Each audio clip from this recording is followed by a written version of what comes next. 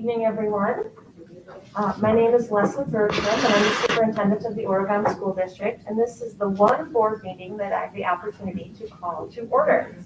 So today is Monday, April 26th, 2021, and I'm calling the meeting to order at 6:30 p.m. here at the Innovation Center at Oregon High School. Katie, would you please call the roll? Ms. Bijak? Here. Ms. Garrison? Here. Mr. Maring? Ms. Laputa? Here. Mr. LeBrun? Here. Mr. Pankratz? Present. Ms. Flanagan? Here. Thank you. The next item on the agenda is a proof of notice for tonight's meeting. Anyone wishes to inspect it. And next is the approval of the agenda for tonight's meeting. So I will entertain a motion to approve the agenda. I'll move approval.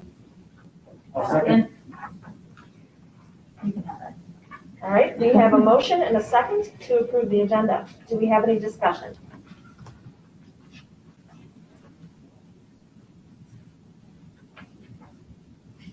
All right, Katie, would you please read the roll? Ms. Flanagan? Yes. Mr. Pankratz? Yes. Ms. Bijak? Yes. Ms. Garrison? Yes. Ms. Laputa? Yes. Mr. LeBrun? Yes. Thank you. Motion passes. We have an agenda, and this takes us to item A, reorganization. Item A1 is board members' oath of office, and I can report that our two newly elected board members have taken and filed their official oath of office. So we will move on to item A2, which is the election of officers. So the board uses Robert's Rules of Orders to elect its 4 officers: president, vice president, treasurer, and clerk. The duties are outlined by statute and in Board Policy 173. Any election of an officer may be by secret ballot should the board pass a motion to that effect. Where the number of votes cast constitutes a quorum, a majority of those votes is sufficient to elect an officer. Nominations may be made by any member and do not need a second. So we'll start with the office of the president. I will take nominations for the Oregon School Board President. Are there any nominations for the school board president? I'd like to nominate Mr. Flanagan.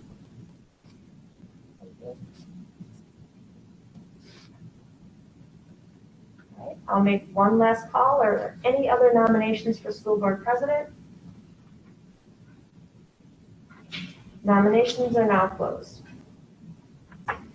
So now we need one of the board members to make a motion to, it's possible, to cast a unanimous ballot in this situation. It needs a second and a majority vote to pass. I move to close nominations and elect Krista Flanagan as the school board president. I second that motion. We have a motion and a second to cast a unanimous ballot. Is there any discussion? Then Katie, would you please call the roll? Mr. Pankratz? Yes. Ms. Bijak? Yes. Ms. Garrison? Yes. Ms. Laputa? Yes. Mr. LeBrun? Yes. Ms. Flanagan? Mrs. Flanagan, do you accept the position? I do. All right, then. I will hand the meeting over to the new president, Ms. Flanagan. Thank you. Thank you very much for your vote of confidence. We'll move right on to, we'll entertain nominations for the Oregon School Board position of vice president. Are there any nominations? I'd like to nominate Tim LeBrun for vice president. A motion has been made to nominate Tim LeBrun for vice president. Are there any additional nominations? Are there any additional nominations? All right, nominations are now closed. We have a motion. Is there a motion to make Tim LeBrun vice president? And we can include that motion to be a unanimous ballot if someone would like. I'll make that motion. I'll second. Okay, we have a motion and a second to cast a unanimous ballot for Tim LeBrun as vice president. Is there any discussion? Hearing none, all those in favor say aye. Aye. Any opposed? Tim LeBrun, you are the new vice president. Very good. Thank you. Thank you. Motion carries 6-0. Do you accept that nomination? I certainly do. Sorry, we just assumed that you would Yes. take it. I will now entertain nominations for Oregon School Board Treasurer. I would like to nominate Troy Pankratz for school board treasurer. Is there any other nominations? Are there any other nominations? Last call, are there any other nominations? We have a motion for Troy Pankratz as Oregon School Board Treasurer, and nominations are now closed.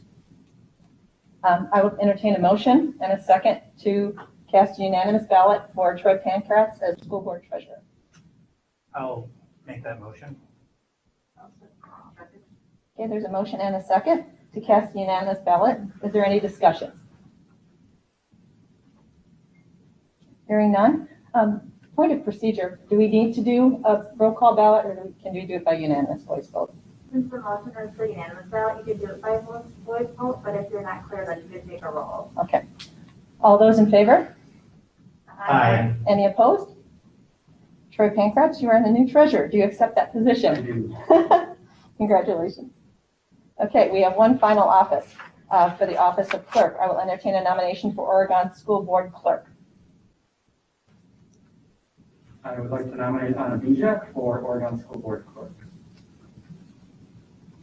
All right, we have a nomination for Anna Bijak as Oregon School Board Clerk. Are there any other nominations? Are there any other nominations? All right, I will entertain a motion for Anna to be the school board clerk, that motion, and to cast a unanimous ballot.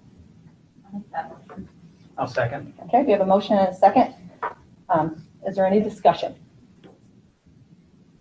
Hearing none, all those in favor, please say aye.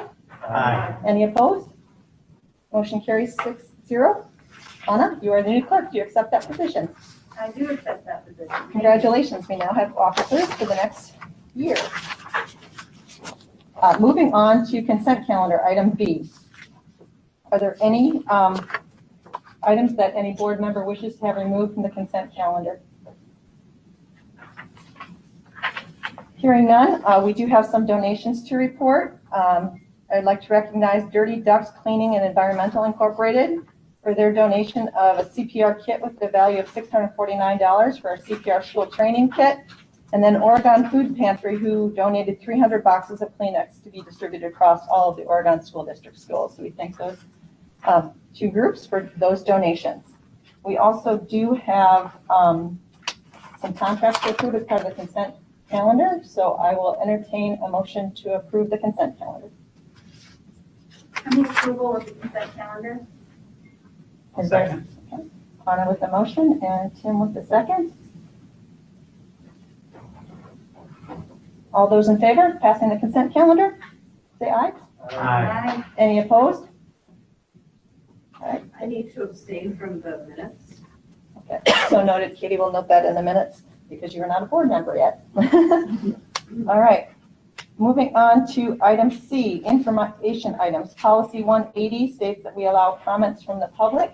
Katie, are there any members of the public that would like to speak tonight? There are two, yes. Ms. Okay. Malcook is the first one. Ms. Malcook, if you'd like to come up to the microphone.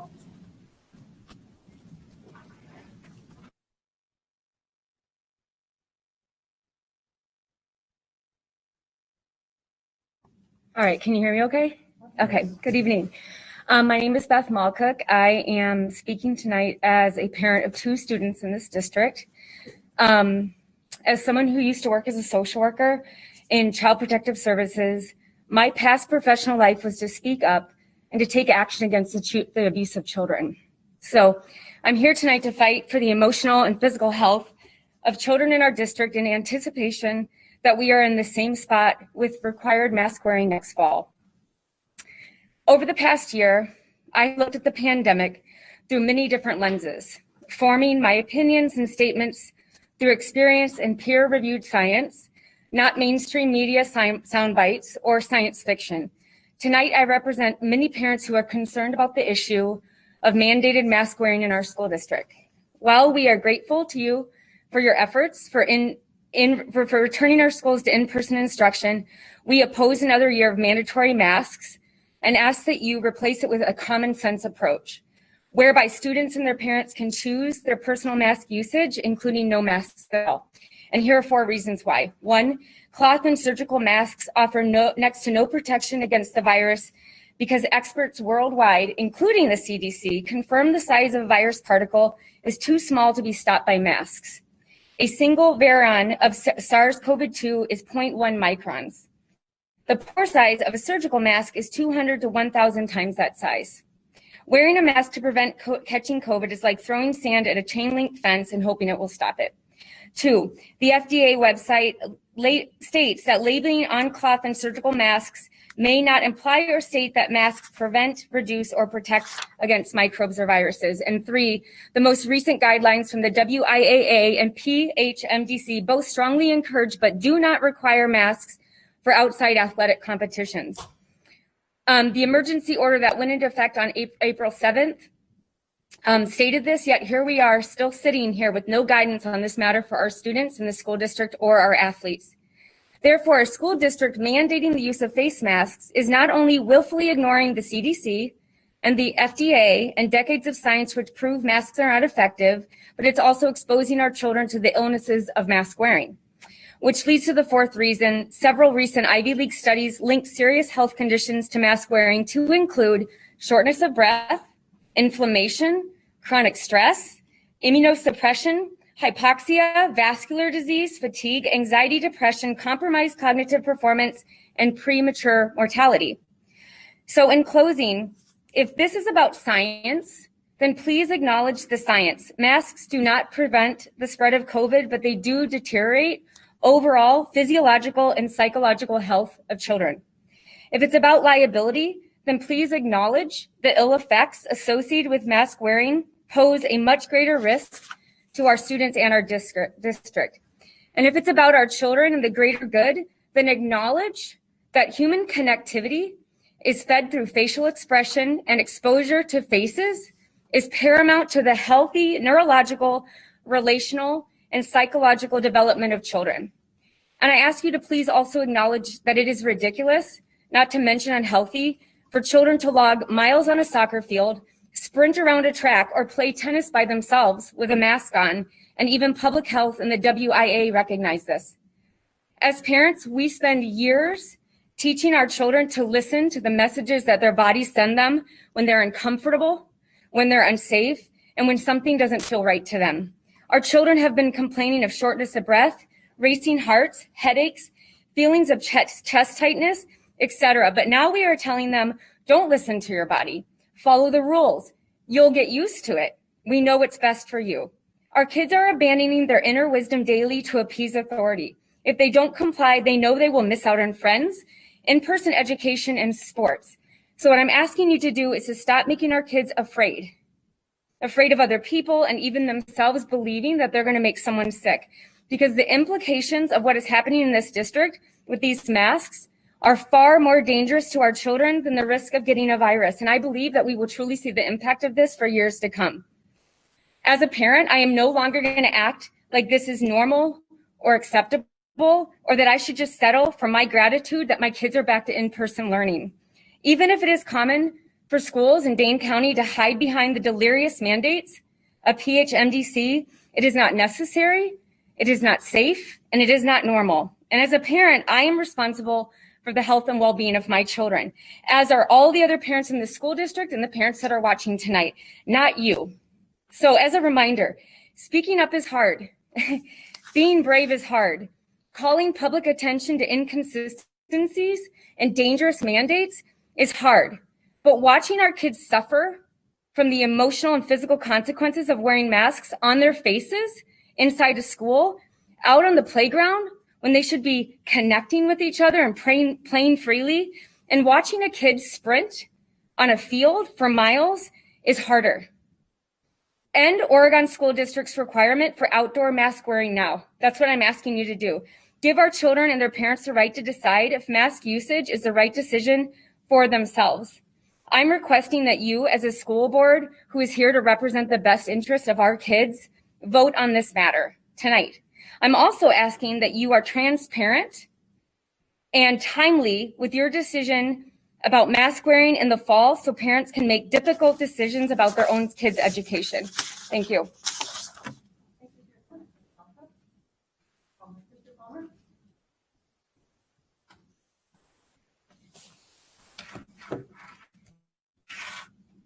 Is this still live? Thank you. I'm Rob Palmer. I'm a resident of the Oregon School District, a taxpayer in the Oregon School District, and the father of a student in Oregon High School. Once again, I'm here to talk to you about the presentation that was provided to teachers called Best Practices for Supporting Transgender, Non-Binary Students and Their Allies.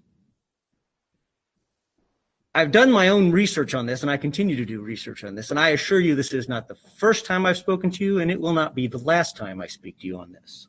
But I want to ask you some questions that I'll be providing to you at length in an email shortly.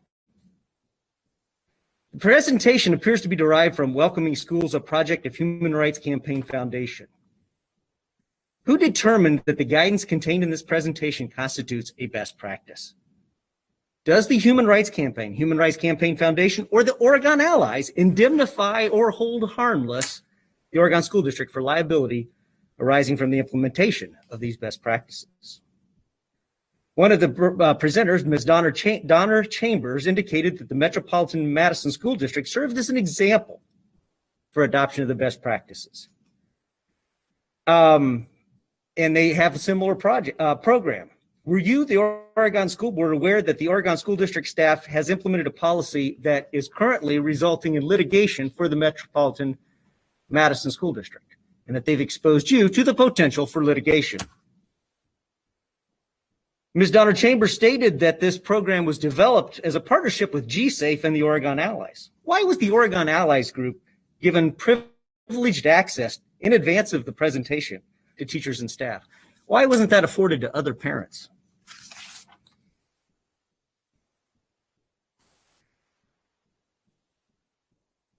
Ms. Kretschmann, in her presentation, states that staff would need to discuss those legal obligations with the students where applicable that might result in a one-on-one consultation with our Human Resources Director.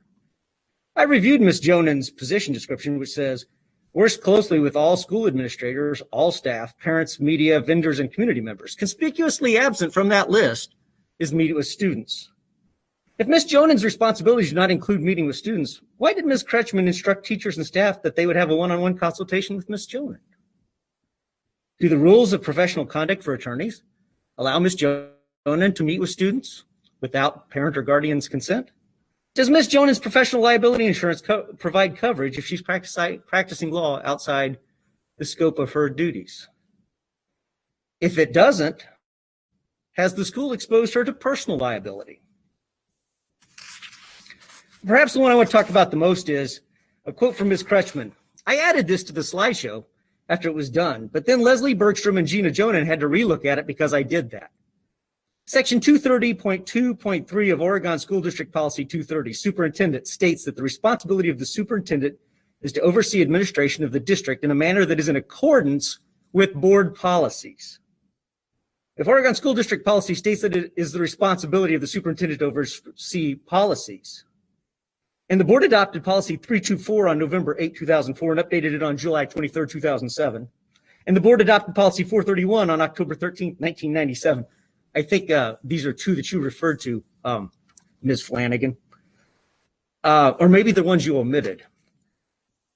Why did Dr. Bergstrom approve the implementation of best practices for supporting transgender, non-binary students and their allies when she reviewed it? Now, there's been a lot of discussion about this. And there have been very ugly attacks on social media for those of us parents who have raised this as an issue. However, I am challenging you on this issue because I believe withholding information from parents is dangerous. I believe the adoption of best practices was executed very poorly and exposes the school district to liability. No amount of name calling, no amount of virtue signaling is going to hide the fact that you, the Oregon School District Board, have been negligent in providing oversight to ensure the policies of the board are adopted and followed. I have no expectation that any response I may receive from you will acknowledge your responsibility in this matter. However, each of the questions I have asked of you this evening and will ask you in this email are prudent questions, are questions that a prudent board member in the execution of his or her duties should be asking. Thank you very much. Any other members of the public here to speak? Okay, moving on to item C, D2, OEA report. Laura, are you online?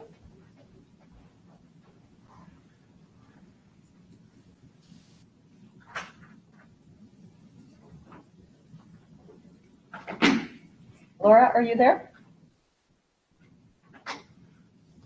Don't Okay. believe Laura's If we here do not tonight, have and we do not have a OEA statement. That brings us to the student report. Andrew, oh, Nate, did I just see you? Nate, did you want to speak? I was just saying that Laura isn't here tonight, and we don't have a statement. Said no. He said no. Okay. All right, Andrew, you are up. I suppose I am. So, I don't really have a whole lot to say. AP tests are starting this next week, so it's a lot of stress on the high school students. Spring sports have now all officially started, with girls soccer being the last starting today. I believe most spring sports that started last week start competition this week. I'm pretty sure boys golf had a tournament last Friday, and they're continuing this week with tournaments. Baseball plays tomorrow, softball plays tomorrow. So I know some of you board members may have interest in that, and stop by the field if there's space. I know you guys can adjust some of that. And then as far as fans, there was one concern raised by multiple athletes on multiple different sports about a concern of how is the ticket allocation going to go. There are, at least according to my baseball coach, and I've heard other athletes say the same thing, our first game is tomorrow, and there has been no communication on how we're supposed to get these tickets and how we're supposed to allocate them and how any of that's supposed to look. So I know Mr. Carr has a lot on his plate with sports starting tomorrow, but if any of you would look into that, that would be very appreciated by everybody on the every student athlete. So thank you.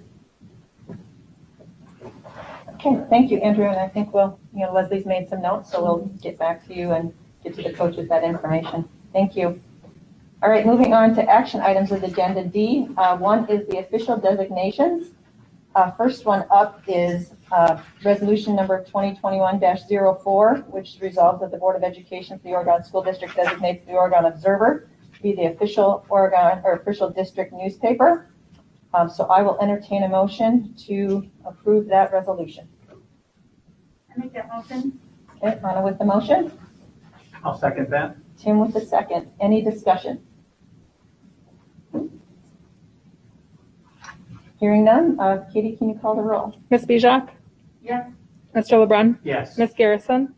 Ms. Lakuta? Yes. Mr. Pankratz? Yes. Ms. Flanagan? Yes. All right, motion is approved. Oregon Observer is our official district newspaper. Next up is resolution regarding investment of district funds.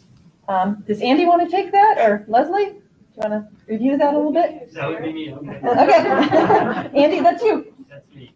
So this is a policy that we've had in place for a number of years. It is pretty restrictive as far as what we can invest in. In fact, it's more restrictive than state law.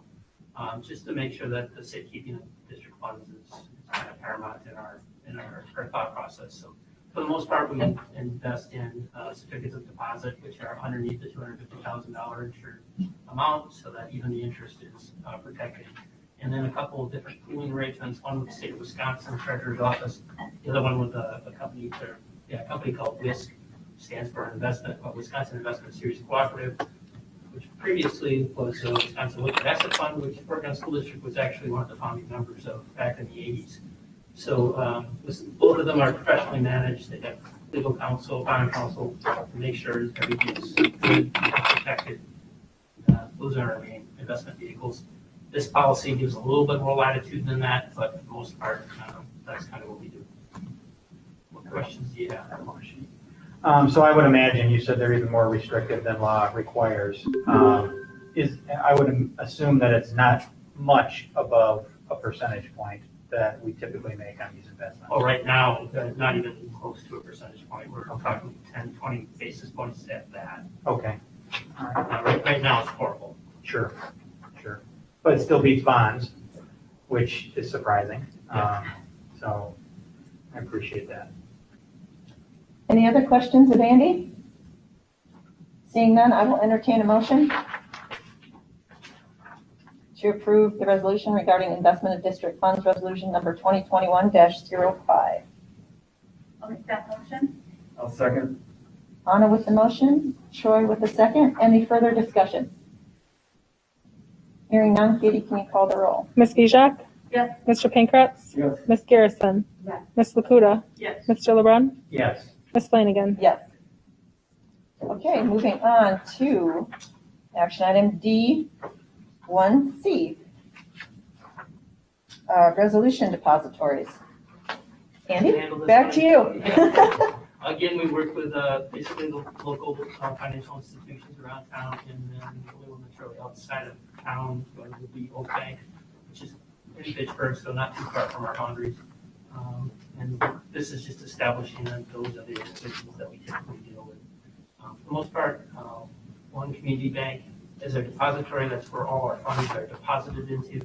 And then we, depending on interest rates and those types of things, we will sweep those funds out, make sure that they don't go over $250,000 at any one time, and put it in some larger pools.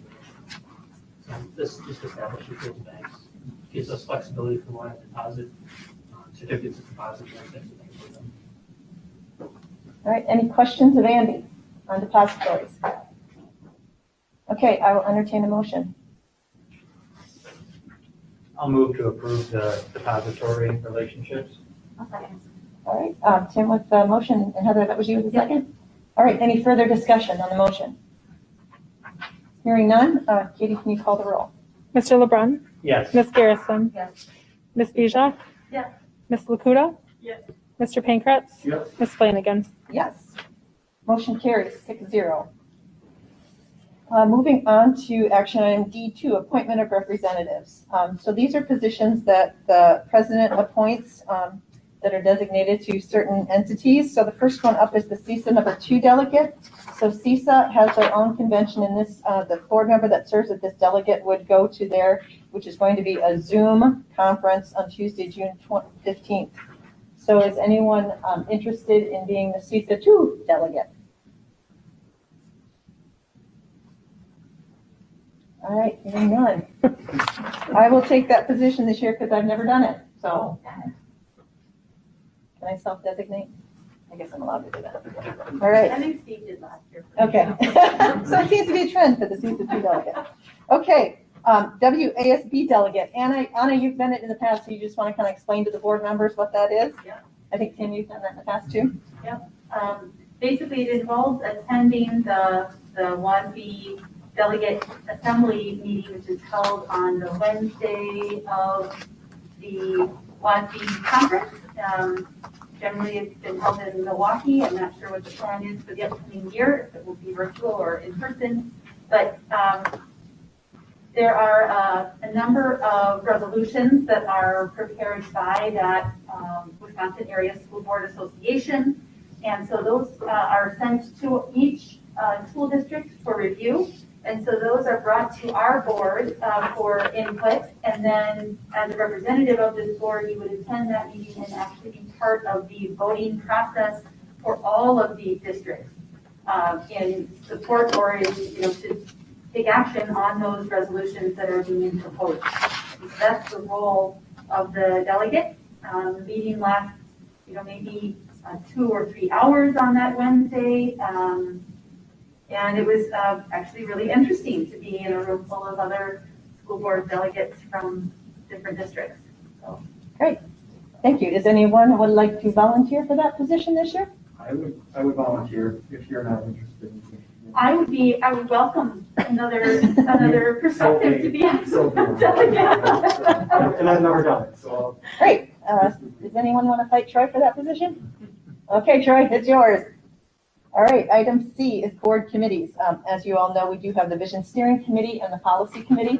And what has been practiced in the past is that you can reach out to me, board president appoints members and chairs of those committees. So if people have a specific interest, please reach out to me, and then we'll have individual conversations about your placements on those committees. So we'll do that in the next week or so we can get those committees moving, because we have a lot of work to do this year. So that's kind of how we'll handle that.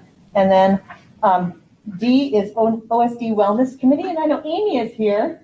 I serve on that right now, but I would love another board member to take that position. So I don't know, Amy, if you want to give a 2-minute spiel about what that Wellness Committee is. It's a great committee, and knew that the board has a representative on it.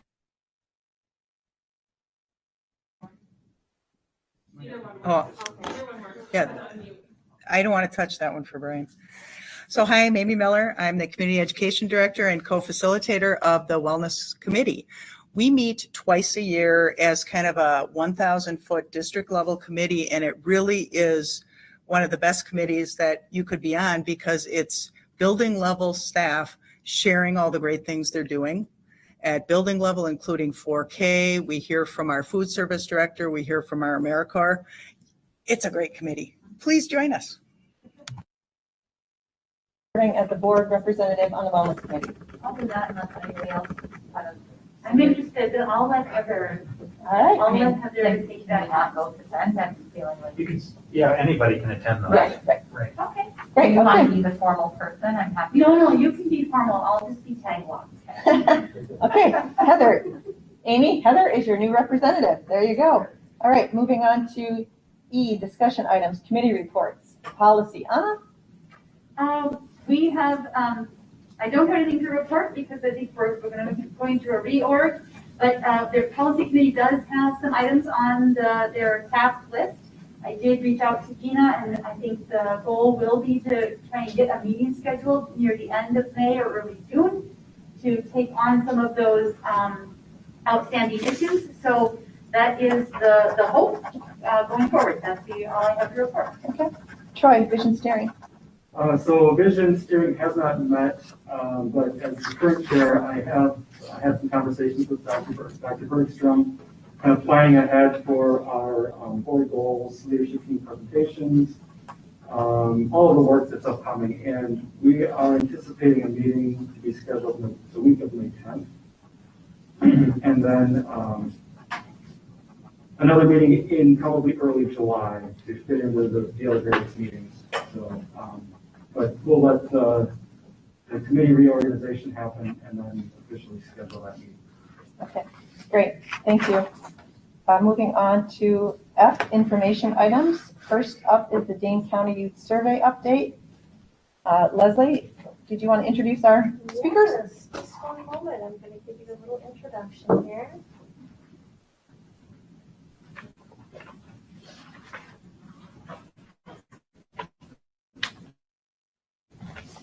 So Dane County Youth Survey, we're very excited about this presentation. Is it going to be on my computer, Katie, or on yours? Either way. Okay, or is it up over there? And you shall see. Brian, can you mute? Thank you. Just until Leslie's done. Thank you. And helping us interpret or understand the results of the survey tonight, we have Brian Koenig, the owner of K-12 Associates, and he has been conducting the Dane County Youth Survey for the past 20 years. And he works very closely with Amy Miller, who, among her many, many hats in the school district, has also been the school district contact person for the Dane County Youth Survey. So thank you both for being here.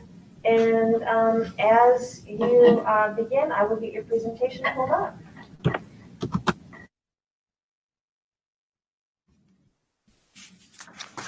Well, thanks for inviting me, and I believe you all have access to the slides, as you can see. So what I'm gonna do is walk through the slides. But before I start, I'll just tell you that I want to thank all the school districts who participated. We were chatting about this a little bit before we started. This year we had 21 participating school districts in Dane County, and when we started thinking about doing this survey, everybody was saying, can we do this during the COVID pandemic? And it wasn't easy, and we're still working on putting the data together. So this is like the first presentation we've made with the data. You're hearing the first summary of it. So it'll take us a while to get it all organized even further. But anyway, so I just want to thank every district who put so much time in this. I know Amy did, and I know people in the buildings put a lot of energy into this at a very strange time. So I'm thankful that we have the data to present to you tonight. So, okay, so this is just a little summary of it. we've been collecting data. This data has been being collected since 1980. My joke usually is I couldn't have been me because I wasn't even born then, but people always laugh when I say that. I don't know why. But anyway, it was every 5 years from the 80s to year 2000, and then we've been doing it every 3 years since the year 2000. And we've always, occasionally there's a district that doesn't participate, but usually we have full participation. And you can see the funders on the slides there: Dane County United Way, Dane County Human Services, Public Health. Madison also kicks in quite a share, and so does the county does as well, and then all the school districts like yourself. So again, this year was a little bit different. We had some districts who had a little less participation. We're up around 85 to 90% of the students that we survey in the 7th and 8th grade. There's one survey, and 9th through 12th is another survey. And so this year, in some cases, that we had a little less participation because it was difficult to get kids to do it at home or whatever. But we still got the numbers that we needed. And some of the patterns that we saw, again, these are trends that have been continuing, but even jumped up a little bit more. And this is countywide as well as in your school district. That levels, we asked questions about anxiety and depression of students. Those have been trending up, and they trended up even more during this time. We had students who said they're staying up a lot later and not missing breakfast. And you can add on to that. I'll have some of that later. We asked a question about it being on your phone. I think it's 60% of the kids said that when they were up late, they were on their phone. But they had more family meals together, which was the good side, and lower drug and alcohol, but also less social contact. And kids reported that they also felt like they fell behind a little bit in school. That was a more common response. So the middle school had 500. The number there was 521, and the high school was a little lower than last time, which was 705 as a number of participants. But again, excellent representation of race, gender, grade, IEP, things that we look at to make sure that we have a good balance of getting all the kids. It was a good measure of all the students in the high school. So we asked questions about COVID. Not that many students lost their jobs because of COVID, but about 12% said they did. We have always asked a question about, does your job help support your family? That stayed pretty consistent. It was 14% during this time, and 15% actually went down a little bit and slightly. 21% of the students said they didn't participate in after-school programs because of COVID, which shouldn't be a big surprise. Middle school, it was 25%. And we also asked kids about anxiety and stress. We asked them what are the sources of that, and uniformly, it's homework. 73% of the kids say the number one source is homework, and then performance in school is number two. This year, problems in the world in the U.S. jumped up higher. Before, that's been lower on the list. And then, of course, COVID didn't exist before, but we didn't have that question before. So that one was new on the list and up higher too. So anxiety and depression. And can you hear me? Everybody hear me okay? And also, I was going to mention at the beginning, if you have a question, if there's something, a piece of data here that I didn't explain very well, if it's okay with you, you can interrupt and ask a question. That's perfectly fine. Okay. When you talk about the too much homework and the pressure to perform, can you just speak a little bit on how that either changed or did not change versus last year? Has that typically been the top two answers? The top three answers stayed the same. Okay. So two school related, and another one is yes. So it was too much homework, but one and we asked whether the homework was too hard, which was not usually one of the high ones. Kids are not saying it's too hard to do, they just said they have too much. And other responsibilities, and too tired is also one that comes up higher. And did that come up this year? Yes, yep. Thank higher percentage and higher up in the, moved up in the. Oops. So, okay. And then the last on depression and anxiety, those jumped up. And the numbers there are, these numbers, unless they're specified, are going to be at the heading on the top, in this case, which is going to be high school for Oregon High School. Those were up from last time. You can see the county was up as well, which is 47%. And in 2018, it was 34% for the high school. So that for your high school is considerably higher.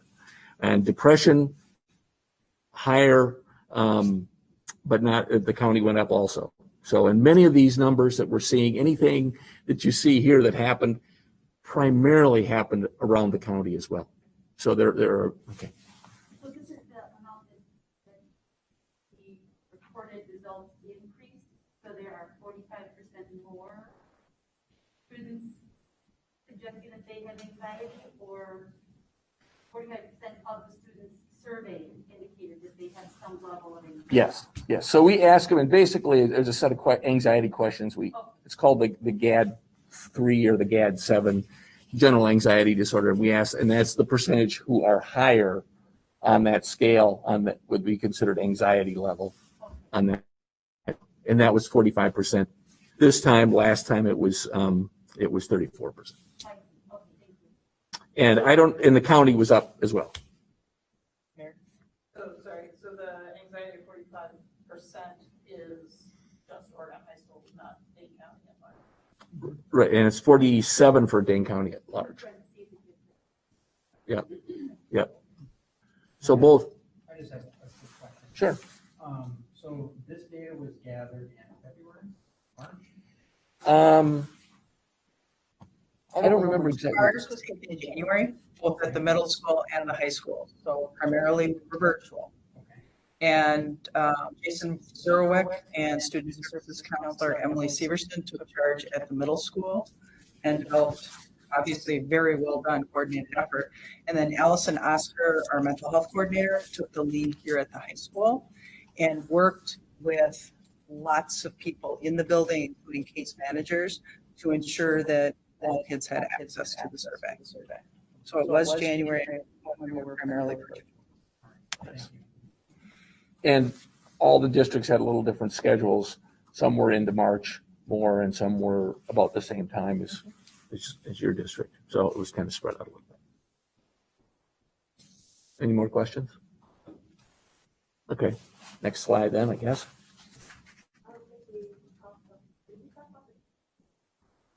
No, depression. Oh, depression. Okay, sure. No, I didn't. That's right. So so depression also, you can see that the county was at 33%. Here, the high school was at 30%. And in 2018, it was 23%. So that's up as well.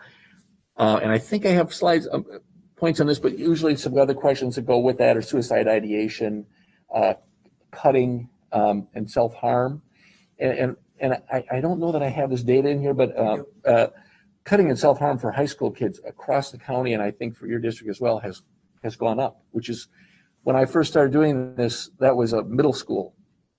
That happened late middle school.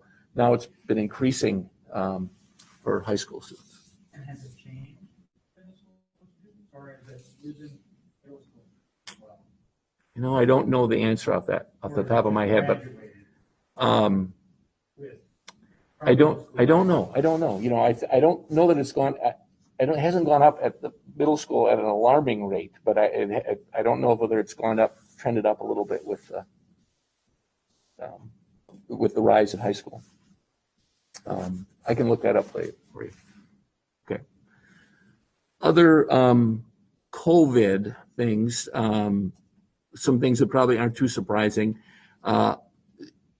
Also, generally, the trend of sexual contact, sexual behavior among high school kids has been trending down before this, and it trended down even more. So kids who said they had no sexual contact, that was 71%.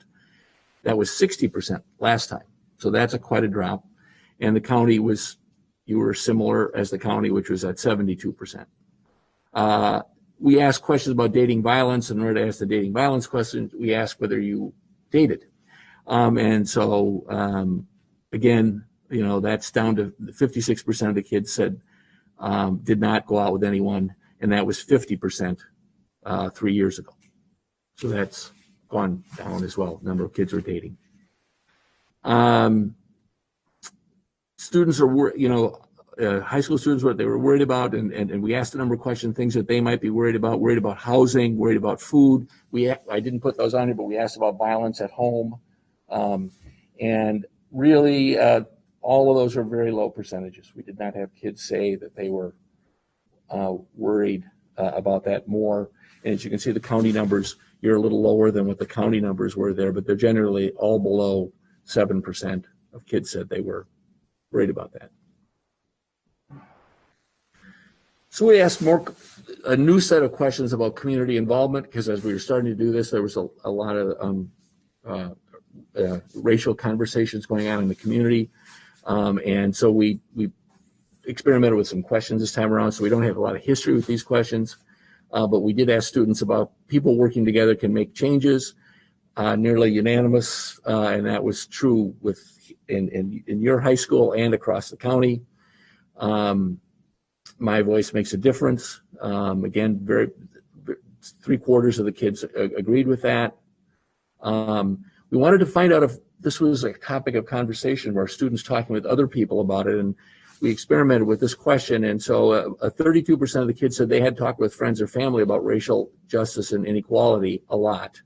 51% said a few times, and 18% said they never really talked about it with anybody. And then we asked some questions. Again, this was multiple choice. It was not an open-ended. We tried to generate a good list, and we used other students to help us come up with this list of what might promote racial equality in school.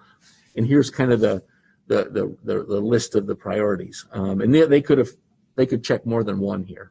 So more youth voice was near the top. Better support for students of color, change in the curriculum, and more diversity among school staff. And that's kind of the order. And that was similar order. And we asked the question about police in the schools. And I think yours, I don't know where you are with that. And but yours was, yeah. That was not as, that was an issue that got talked a lot about, but for the students, that was nowhere. That was way down the list on the options. Then we talk ask kids a lot of questions about sleep, nutrition, and exercise. And here's a few things about the middle school. Not surprisingly, kids were less active. 25% said they were active 2 days or less per week, which is kind of what we look at as the low end of the scale. That was only 19% last time, 3 years ago. Awake past 11, that jumped way up for all grade levels. 21% said that for middle school, your middle school kids, and that was up from 15% in 2018. Family meals increased quite a bit at middle school level, and as you'll see with the high school data as well. And breakfast was down. Number of kids who said they had breakfast, which has actually been kind of flat to the same over the last few years. So going down means something was different, which, the picture you would say is that many of the kids, when we look more at sleep, are going to say they were up late. And so they're maybe skipping breakfast. So on the first bullet point, is the corollary, is that 75% were active greater than 2 days? Yes. Okay. Yep. Yeah. So most kids were still active, so, and I have historically used that one kind of as the measure of where people were at, and that's kind of the low end. But yes, so most kids were active more than 2 days. More about the high school, again, 31% active, 3%, and the county in 2021 looks just like your numbers, 32%. Awake past 11 p.m., 4 to 5 school nights. 61% of the high school kids were up 4 to 5, past 11, 4 to 5 nights a week. And that's almost double what it was, 37% the last time. And the county was also at 60%. So a big change that you could probably, connect some lines to of why that would be happening. And then we asked a new question about how often were you awake past 11 looking at your phone? 50% of the high school kids said 4 to 5 school nights I was up awake past 11 looking at my phone. Family meals, again, for the high school was up. And the county was up as well. So kids had more family meals. And this is, actually, this question was on a national paper. And this is a key indicator, a protective factor for families and kids. Somebody used our data and published that this particular item is a good indicator if you're having family meals that you're more protected from sort of, risk behaviors. And then breakfast is lower than it was 6 to 7 days per week, was down to 42% from 48%. Am I going too fast or maybe not fast enough? Okay. Sexual orientation, gender, and discrimination. So 23% of high school kids, your high school kids, describe their sexual orientation as something other than straight or heterosexual. That's a big increase from 13% in 2018. And again, I don't think I have the county data, same pattern across the county. We're getting more students, given those options on our surveys, we're seeing more students, and more students are checking more ambiguous categories like not sure or bisexual, perhaps. Some countywide, same for countywide, I guess I do have that 24%. We asked in that group of questions about have you been unfairly or discriminated against for any of the following reasons. And there's the top 3, which is my gender, my sexual orientation, it actually is number 2, and my race. Those are the top 3, and those are the number of students, the percentage of students who identify those.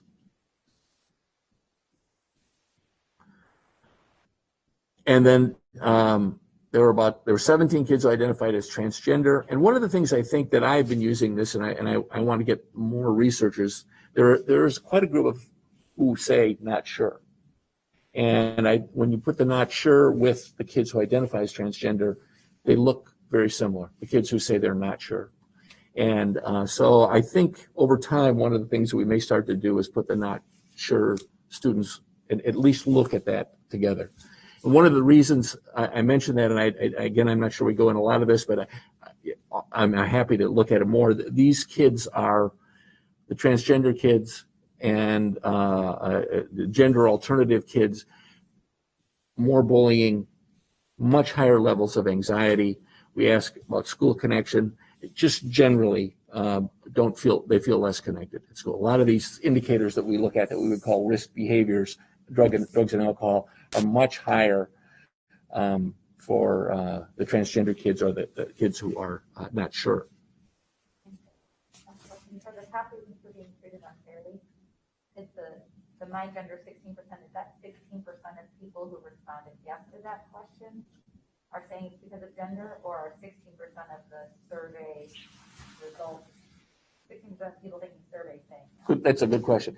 We didn't in that question say first, which we could have you ever been discriminated against in some way or the other in a general question? If yes, then are these the ways? We said if you've ever been discriminated against, has it ever been in any of these? So it's just one question the other. So this is every student.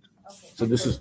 Then do you have a roll-up of how many responses said yes in some way, shape, or form to that? That's a good question. I don't have the answer off the top of my head, but that's a very good question. Yep. I can get you that. Can you do things such as cross-links? So for example, you mentioned that anxiety and depression were up. Are they correlated in any way to the students who, for example, are saying that they have been unfairly or discriminated, they get treated unfairly or discriminated against for any of these reasons? Are they linked? The anxiety and depression does not seem to have a racial connection as much. So, racial discrimination or in our race questions that we ask, that does not seem to be a strong connection between anxiety and depression there. the gender questions, there is gender discrimination. The kids who are anxious uniformly are 60-40 girls. So they're more, and in some cases, some school districts, it's even 70-30. The highest anxiety, highest depression. Also, which I think is on another slide in here, paralleling that, we're seeing girls in most school districts now exceed boys in use of marijuana and alcohol. So it used to be the boys were 5 to 10% ahead of young women, and now, and this is the same college data. If you look at undergraduate college data, it all mirrors this: higher anxiety, higher depression, and more alcohol and marijuana and drug use exceeding the boys or young men. Other emotional health topics. So again, you can see, we asked the question about feeling nervous, anxious, on edge always. You can see that we've already talked about that a little bit. A little lower than the county, but much higher than you were last time. Depression, same picture. Here we talk about suicide ideation. That seems to be relatively flat for the last 3 measurements. It's gone up some, but still around 20% of the kids are saying that they have at one time or another. I mean, that's a gradation. I'm not presenting this. Like, has it ever entered your mind? Have you thought about it regularly? Have you thought about it seriously? So we have 3 levels. We put all 3 levels together, and the biggest group by far is it has entered my mind. I have thought about it. And then we're getting better at asking mental health services questions and talking about within the school, what outside of the school, or both in and out of the school, but I'm just kind of lumping them all together. So 18% of the kids say they're using some kind of mental health services. And again, not surprisingly, that's up from what it was in 2018. And the county's even higher at 21% than what you are. Same, the things are also up for the middle school kids. A lot of these numbers, in fact, I was talking to somebody today, you go back to 5th and 6th grade, if you start measuring kids, we're also seeing anxiety, these same kinds of questions. And one thing that I know people always bring up and say, how do you know anxiety? We don't say, are you anxious? We ask a bunch of questions about things that are going on in your life, and the collection of those questions are a scale of an indication of anxiety. So the word anxiety doesn't ever get used in any of the questions. But again, 7th and 8th graders are higher. Depression question that we have also quite a jump for the middle school kids. And suicide ideation, again, kind of more flat, staying pretty much the same as it was since 2018. Here's a chart that really kind of demonstrates particularly the anxiety. You can see just keeps climbing up.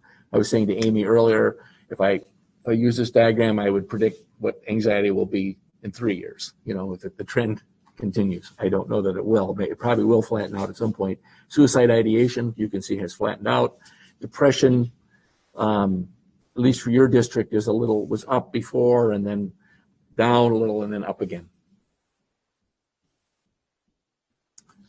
Okay, now I'm going to talk about drug and alcohol, tobacco use, and that sort of thing. So we'll talk about alcohol first. A kind of our main question that we've used since 1985, actually, is have you had a sip or any more than a sip of alcohol in the last 12 months?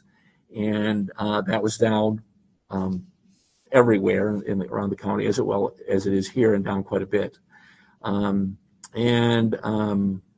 can see there's the countywide question, and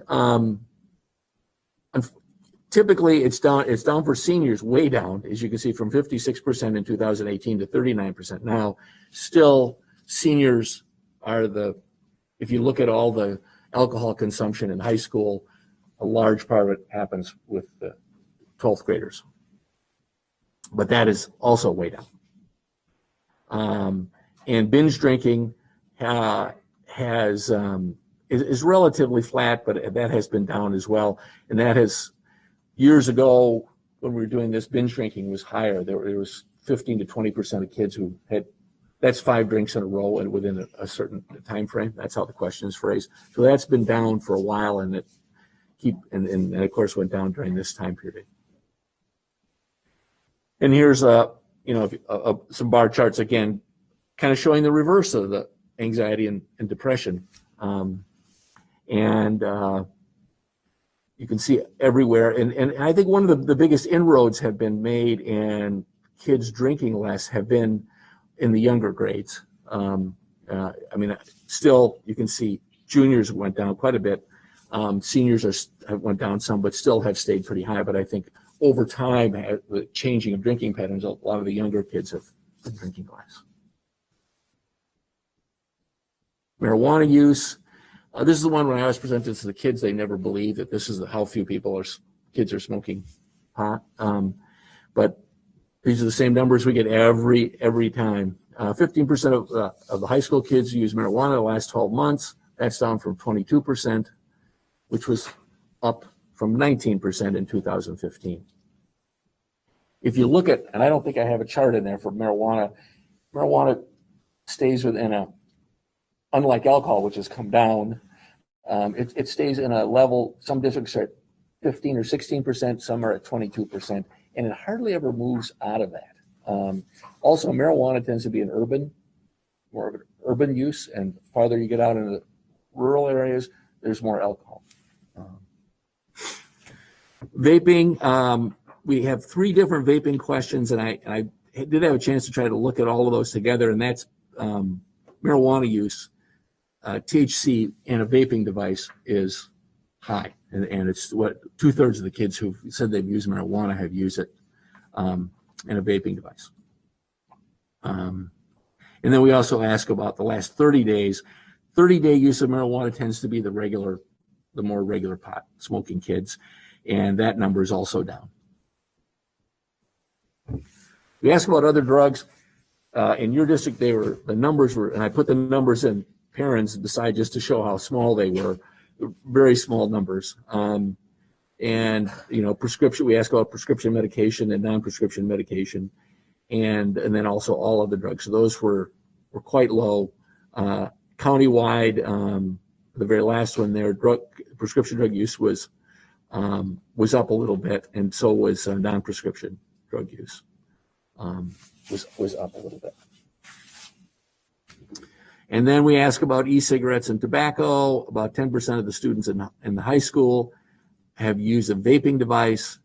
I don't have the total of that, but when you add the marijuana use into that number goes up.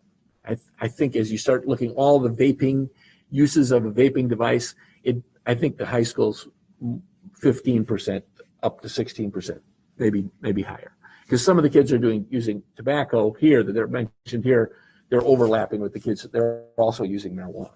But I think the bigger number is probably 16 to 17%.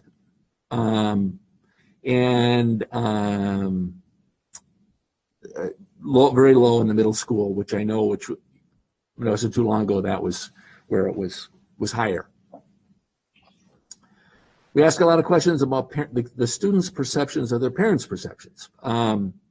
And one of the key indicators of whether kids will experiment with risky behaviors is what they think their parents approve of it or not. And so, using marijuana, not so wrong. And you can see 21% of the kids, that's gone up. So kids think more it's okay with their parents than it was in 2018. Alcohol, not so wrong. Pretty much the same as it was in 2018, 30% and 32%.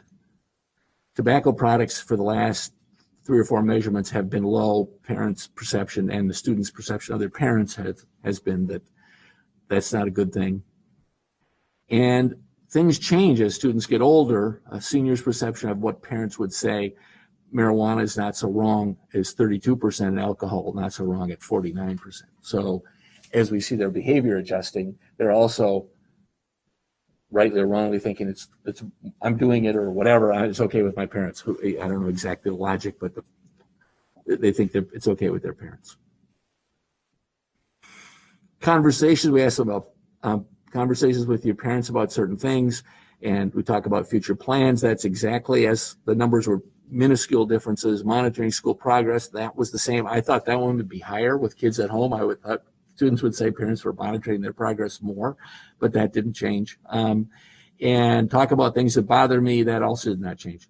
If you look at those items, the one that students say parents do the least is talk about things that bother me. That's the one that it's more about future plans and more about monitoring school progress.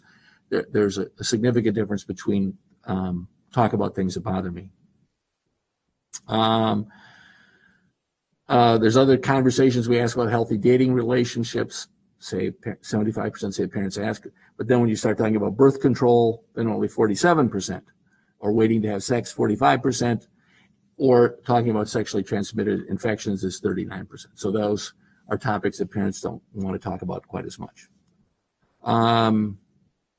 Finally, I think we had a couple more here on school topics. Question we've asked for the last 3 times is I struggled with getting my homework done. That jumped quite a bit this time around, and same countywide. Here are the reasons, and I think we were talking about this beforehand, about why students say they struggle getting their homework done. This parallels why they say they're anxious as well. Different questions, similar questions, but not the exact same question. So too much homework is a common theme. Too tired was number 3 on the list before. That's moved up to number 2.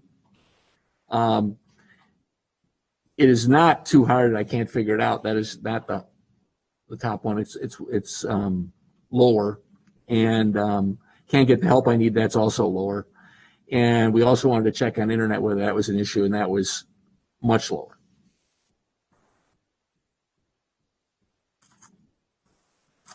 And then again, here's some more pandemic things about school. I felt like I got left behind. 50% of the kids said that.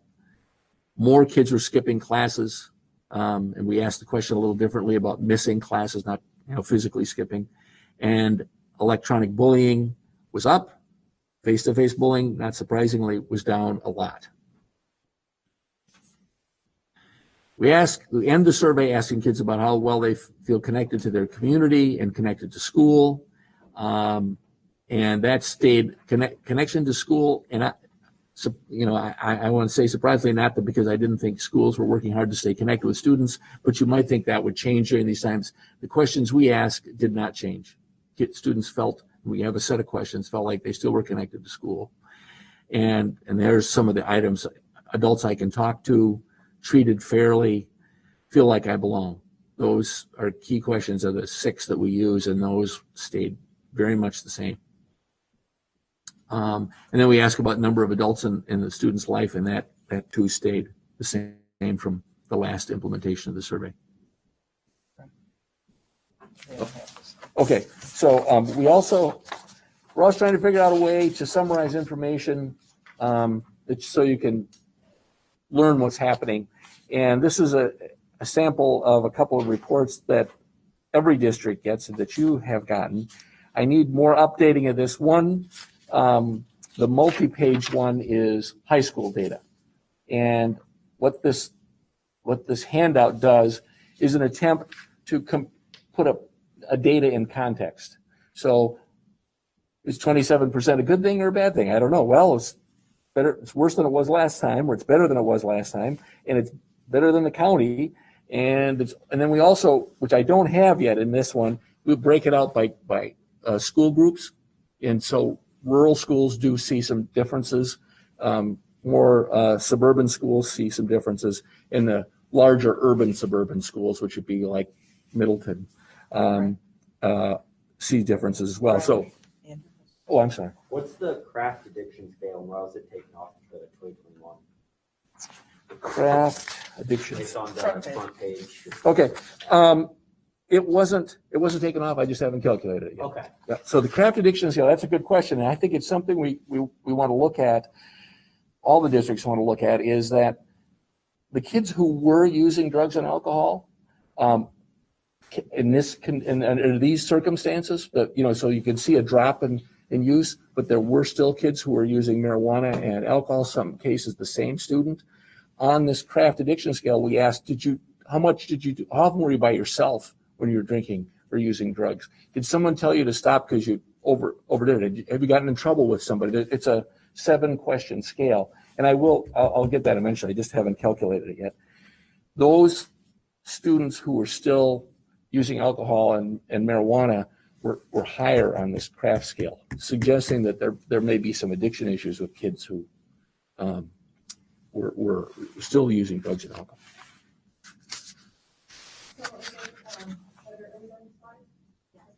Amy, do you want to kind of give your overview, knowing that you've been part of this report for a long time and know our district? Kind of your takeaways? Well, I thank you to Brian and the county for all their work, the board itself, because without them, we couldn't do this. And the way they were able to help us seamlessly deliver it during a pandemic and doing it virtually was incredible. I think my noticings are very much yours, and what Dr. Bergstrom was really hoping for is how do we look? And seeing the trends and being able to apply that, what in kind of the big picture, these are the numbers. So these are the quantitative, this is the story by numbers. Now it's our responsibility to drill down into that, into the stories, into what's happening in subpopulations, what's happening in schools, what's happening with curriculum delivery, what's happening outside in the community, what kind of communication is happening with parents or from our end when we teach units on alcohol and other drugs or social emotional learning, where is the communication back and forth? So I would say in a big picture, this is step one. Here's what we know right now. This is a snapshot in time. Brian, whenever people ask, and it comes up really probably just about every time he presents, is this truthful? And you want to? Well, one of the proof of this is when you look at the trends and the same questions you ask different sets of kids 6 years ago, 3 years ago, and if they were making it up, it's amazing how it all looks the same every time. So the questions consistently look the same. And when something deviates actually from the last time 3 years ago, different set of kids, or mostly a different set of kids, it's unusual because often it's very consistent of how kids respond to the questions.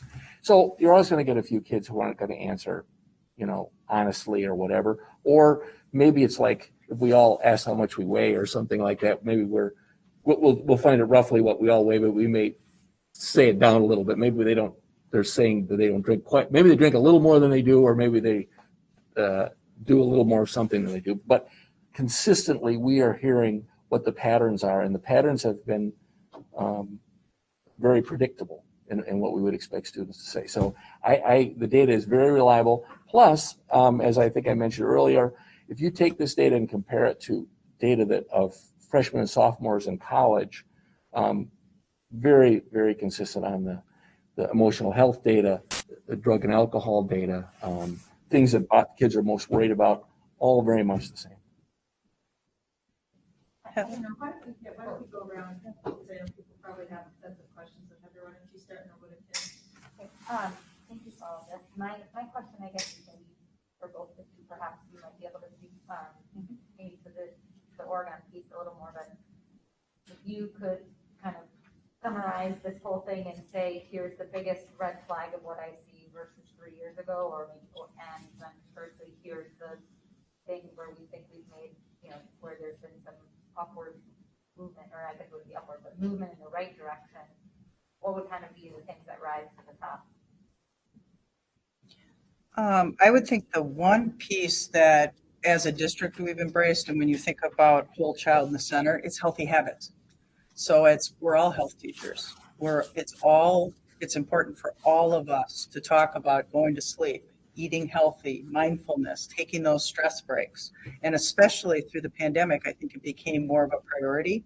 So that's one of my hopes beyond the pandemic, that's still the focus, reminding kids not only to go to sleep early, to put away their phones, but also why, and talk about what happens to your body when you sleep, how you are.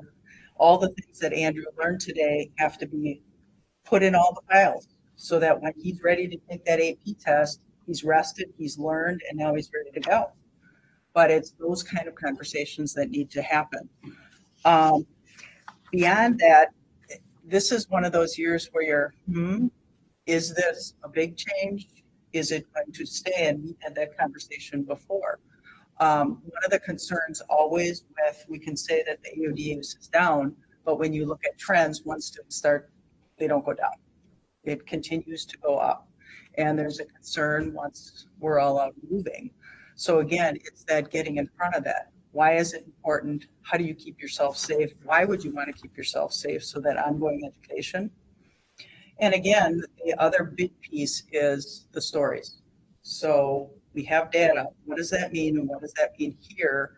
And what we talk about, and Leslie's heard this a lot, what are our local conditions? What's going on here locally that we as a collective adult can impact and can help our kids to make healthier choices and to really keep their eye on the prize.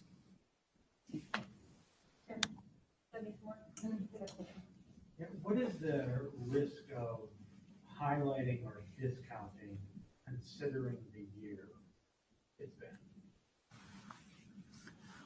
And a two-part question. So with that in mind, is there any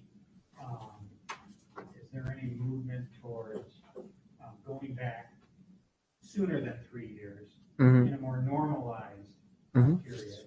That's a good question. The same question. I think that's a really good question. I think that, Amy talked about what's the story. I think ultimately, because we don't know all the kids uniformly all the time, we have to take this data and kind of tell the story with it. So I think there are stories with this, like because kids didn't have to get on a bus or get to school right away in the morning, they were sleeping in probably, right? And then they were staying up later because they knew they could sleep in, and then they missed breakfast, but they did have dinner with their family. And maybe they got the habit of staying up later and they stayed up even later, or maybe the parents weren't concerned. So there's kind of a story with that, and that probably will be different when they have to be at school at a certain time, right? So I think some of those things like that can be informative if you decide to change something again later, what might happen, So I do think there's an anomalistic aspect to this year that you wouldn't want to say, oh yeah, that next year that 47% is going to be 56% on some kind of line. I don't think you want to trend those out.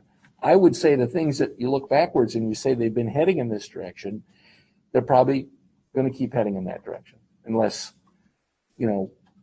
as we change things. And I want to go back to Amy's statement because things your question, things have changed. Tobacco use is over time has gone way down. Alcohol use, particularly by younger kids, and drinking and driving, way down.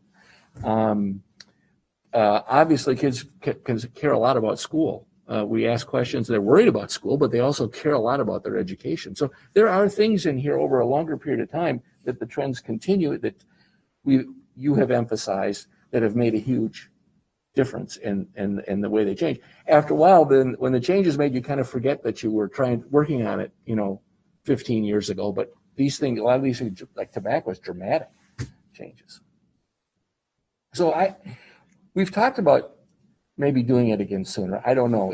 It's such an undertaking. I think if any of my collaborators at the county, they'd all hang up on me or something. They mentioned that again. But yeah, maybe.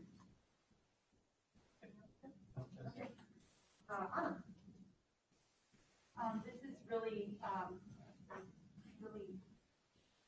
great data, although it's not telling a great story all the time. And so that's very unsettling to see some of these numbers of the 45% of respondents are experiencing a high level of anxiety. That is very unsettling.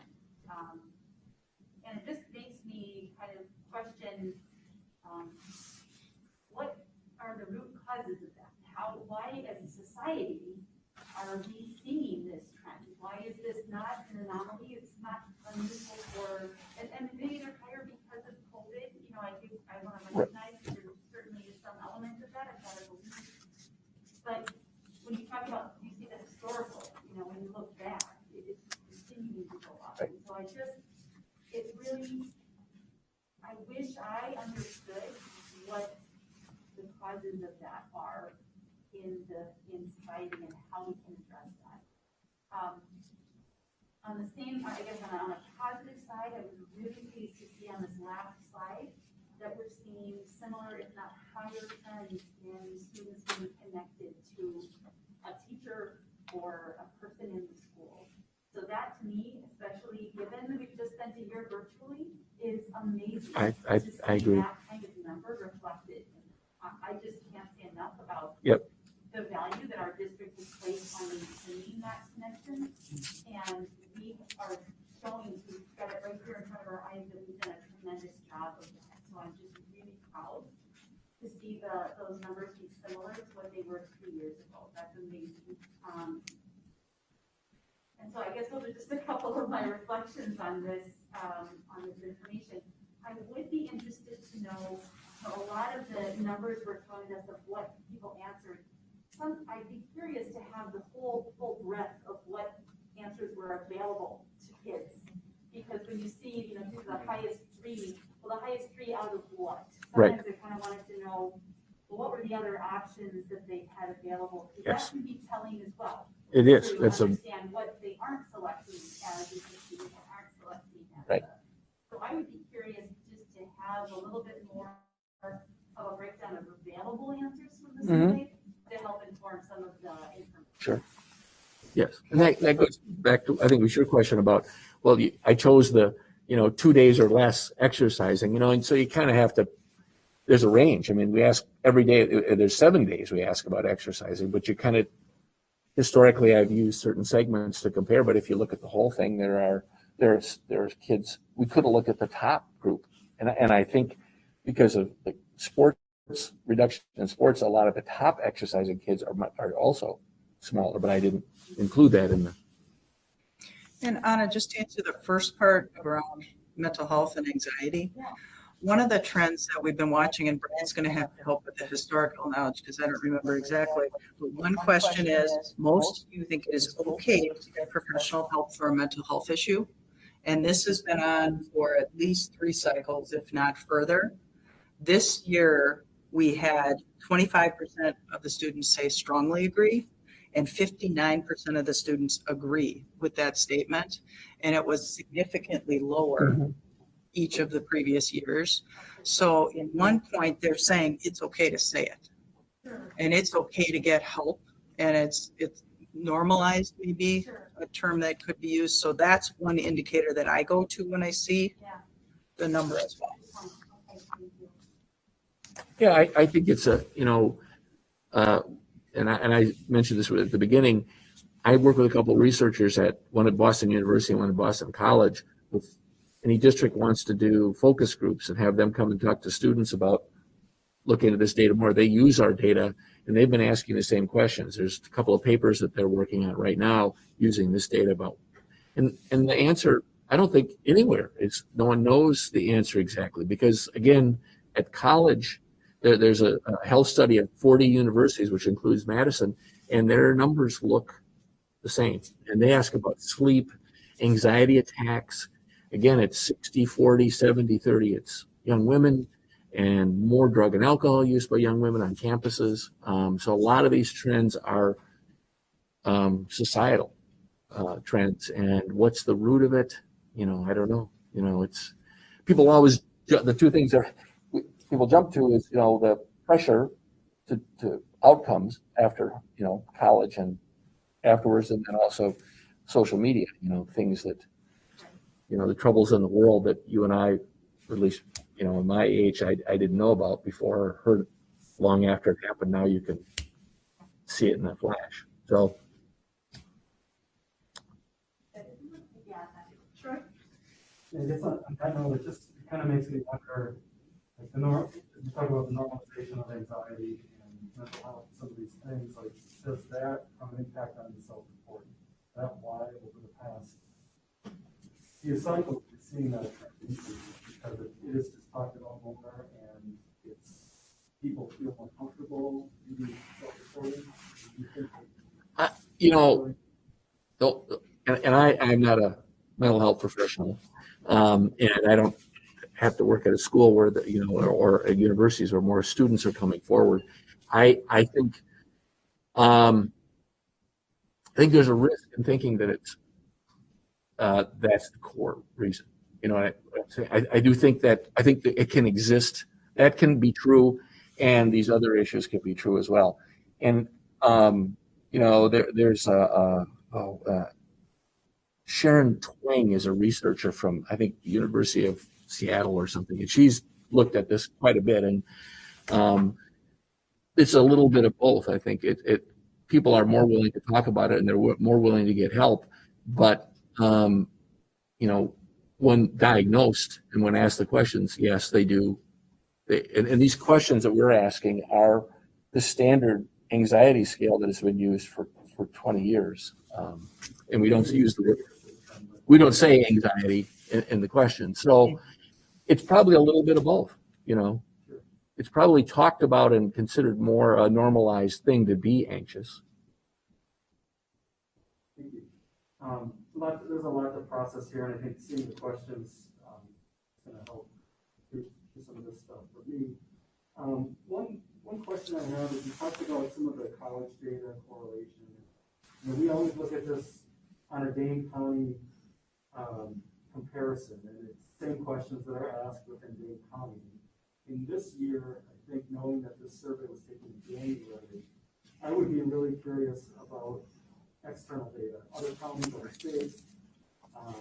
How do we compare within Dane County? I know it can't be apples to apples because it's not the same questions, but big trends. I guess is something that we.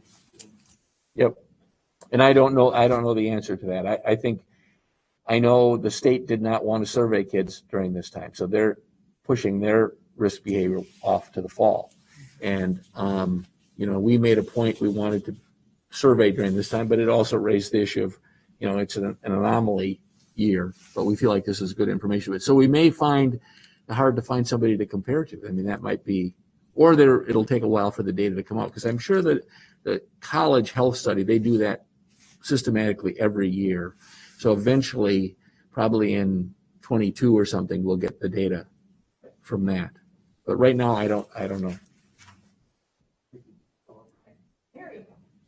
So are these just disconnected data groupings, or in order to get the stories as that you were talking about, can you actually link, for example, the 12% who said they lost their jobs to an increase in the students reporting on it? Absolutely. So all the student data is connected with any one particular student, so we can look at all of that. So then you'll be putting those stories together. Those are the stories that you're referring to. Yes. Okay, great. Yep.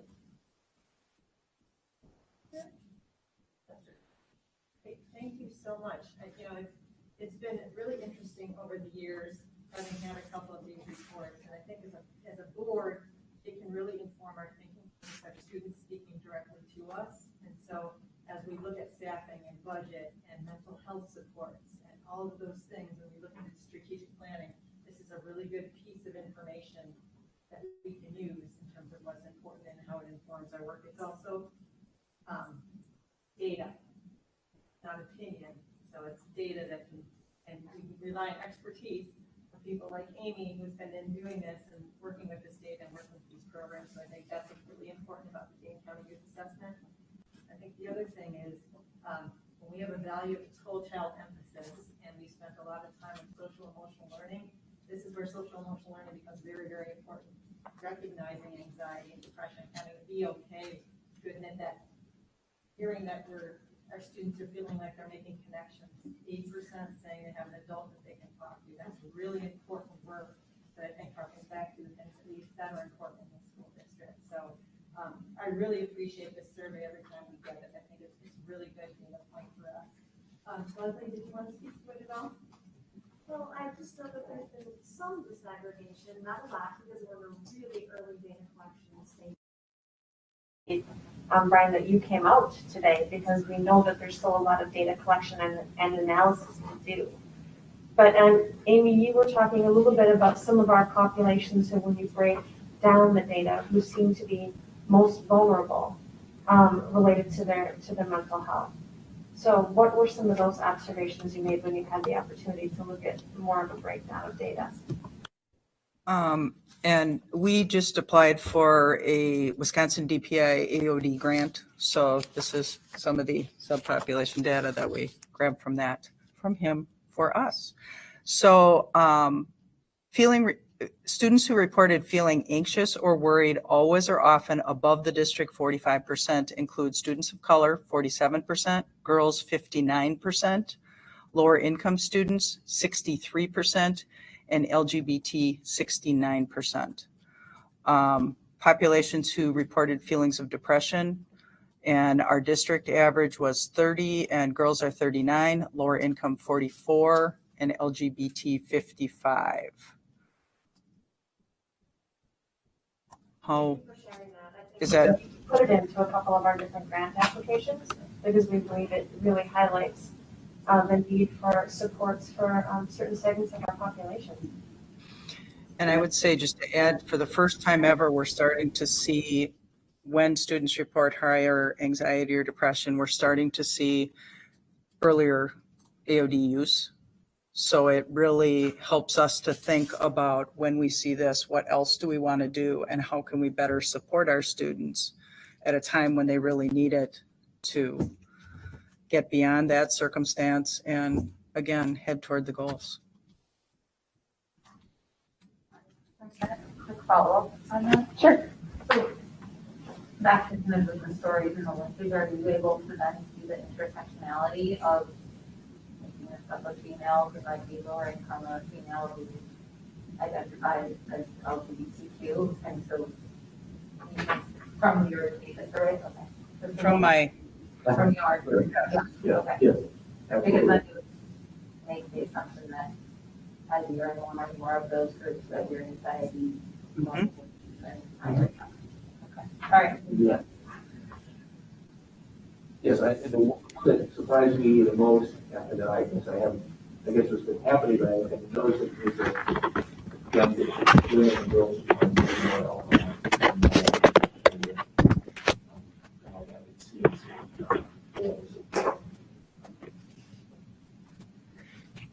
Great, thank you so much. Sorry, you're welcome. Appreciate the presentation. Thank you very much.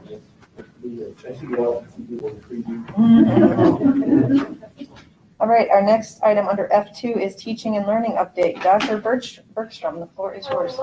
Oh, I am ready to go, and we have a brief update on some of this, and then some of it that we'll have John Tanner and Darcy Krieger will be giving you a little bit more information about our philosophical approach to learning in the fall. So for today, I'll talk about our quarantine information update, our spring events and celebrations, summer semester, fall of 21, action steps, and then teaching and learning update, which will be Mr. Tanner and Ms. Krieger. Oh, there we go. Numbers are certainly decreasing overall the last 2 weeks, and that's really, really good. But we're also seeing an increase of cases among children ages 12 to 17, young adults, and adults in their 40s. And as far as active cases and quarantines, the significant difference is the number of students in quarantine, up to 130 students currently, and that's because students are less than 6 feet apart when they're in the classroom and on the bus. And consequently, one single case could result in multiple quarantines. And we're very pleased to say we don't have evidence of transmission at school because we're doing all the things that we need to do.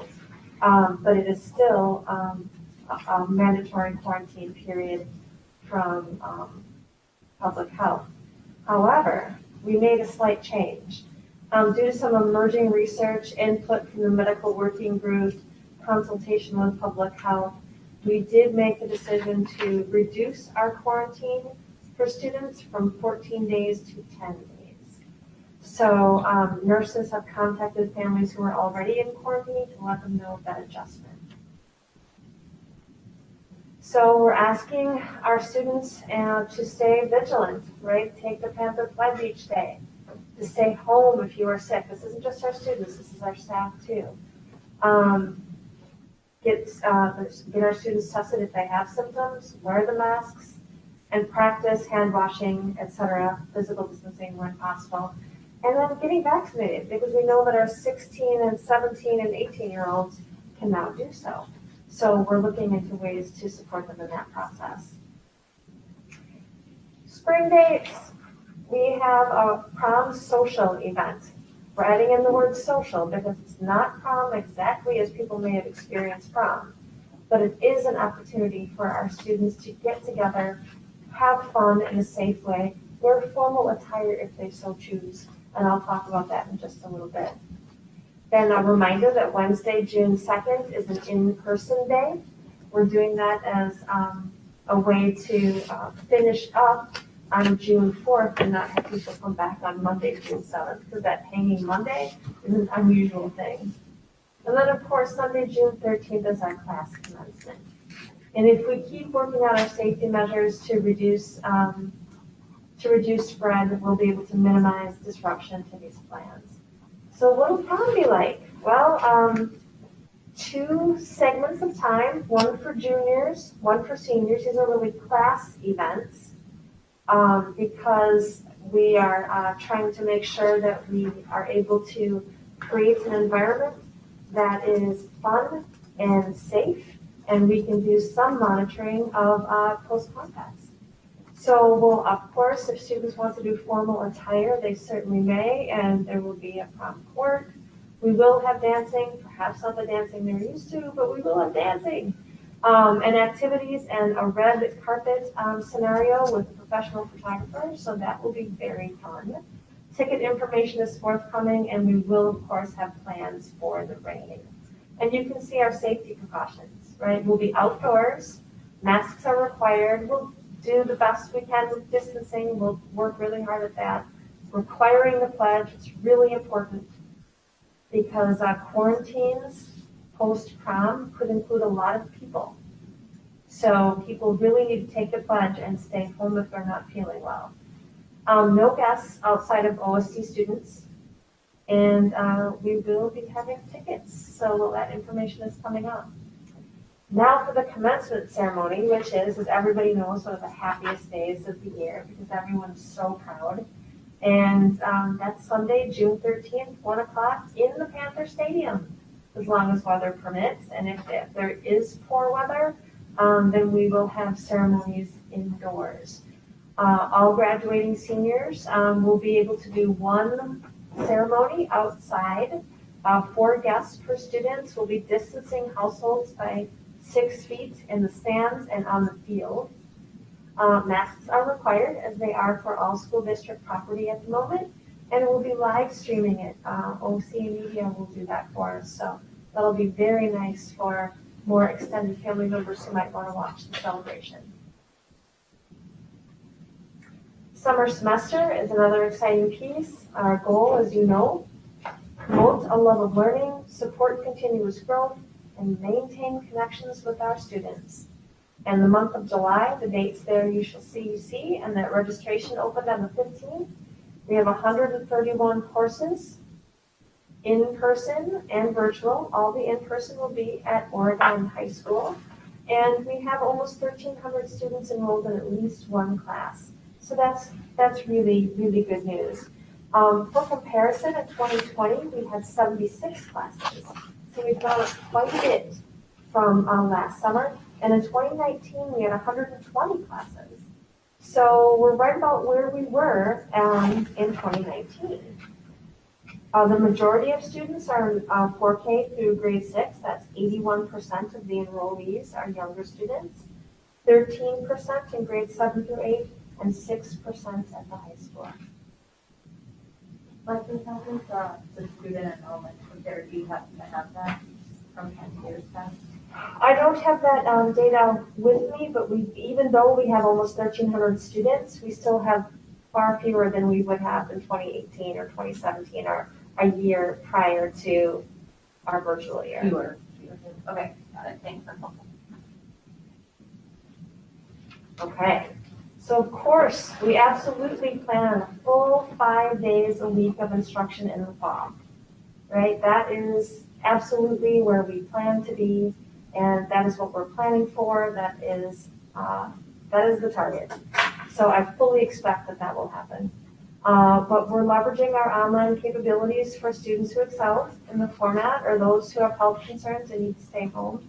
And we will be sending out a survey to gather people's ideas, thoughts, and feelings related to the options they would like to see for the fall. However, none of those options will make it so that we don't have a full week, 5 days a week of full-time school.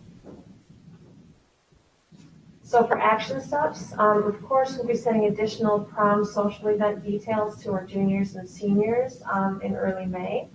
We'll announce details for the June 13th commencement celebration in mid-May, and we'll also be sending an end-of-the-year survey to our families to get their feedback on their experience overall, their thoughts on the fall, and that will be going out in mid-May also. Do we want to stop here and see if board members have any questions about what Dr. Bergstrom has presented thus far? I'll go around the room. Mary, do you have any questions? You answered all the questions except for one. On Wednesday, June 2nd, the in-person synchronous day, is that across all schools and regardless of whether you're in Oregon online or in person? Thank you for that. Yes, all of our schools will be in person that day, and Oregon Online will have synchronous classes that day. Thank you. Troy? Nothing. Anna? No question. Heather? No, I already rudely jumped in. No, that's before my okay. turn. Sorry. I'm going to throw the hammer down in my second meeting. Tim? Okay, we'll do the same thing. So once we have the teaching and learning update, we'll go around the room with questions after that presentation too. So back to you, Dr. Bergstrom. Well, thank you. And now I'm going to pass it over to Director of Learning and Student Achievement, John Tanner, and our Assistant Director of Learning and Student Achievement, Darcy Krieger. All right, thank you. We are going to toggle back and forth with our mute buttons here and do our best to get it coordinated. We wanted to give you an update about our instruction plans coming up for the fall. And this required a bit of a planning. Well, we've been doing a lot of planning, obviously, but this required us to step back a little bit and talk about our philosophical approach in order to put us in the right frame of mind for making some of these decisions, which honestly was a relief because it seems like so much of the planning we've done for the past year has been trying to address concerns that have kind of arisen unexpectedly. So it was actually really refreshing to step back and have some conversations about things that are more meaningful and are more in line with kind of why we're here to begin with. So we adopted a philosophical approach, and we tried to base this on some things that were relevant and long-standing in the district. So we grounded our approach on the OSD values, the 5 values that are on the Apple graphic, also based on the board's position papers. So we went back and looked at, for example, the accountability for student achievement paper in 2007, the assessment for student achievement paper in 2010, and the path forward that was recently in 2018. It's also reliant on research. There's been a decent amount of research. Well, there's a large body of research on teaching and learning in general. There's less research, but not none, in pandemic learning. But there is some that's starting to emerge. And there's actually been some research that happened a little bit before this based on other national catastrophes. One example is John Hattie, who you might know from his work on visible learning, which is a collection of meta-analyses. He actually is from Australia, and he had some research on when the massive fires occurred in Australia several years ago. They did research on the learning that happened, and they had recommendations for what to do during a large school closure. So we adopted some of those actually this past year, and he's continued to sort of generate the research analyses on meta-analyses from that. We also adopted an approach that was developed by OSD staff and stakeholders. As you might recall, we formed an academic planning team about a year ago at this time, and that was comprised of over 60 staff members and some community stakeholders who all got together and spent pretty much all the summer planning how to return to instruction in the fall. And that was assuming that we were going to be coming back in person 5 days a week. And it also said to make plans with the possibility that we might have some more learning interruptions. So boy, how naive we were back then. But basically what we've been able to do is, well, I'll get to that more later, but we're grounding it in I guess the plans that we were already developing based on the feedback from the staff and other community stakeholders. Finally, it's been informed by our own experiences during the pandemic, because obviously we've learned a lot. Some of the things that we thought might work maybe didn't work. Some of the things that we thought, man, this won't work, actually turned out really well. So we've been able to verify some of our assumptions based on experience, which is always good.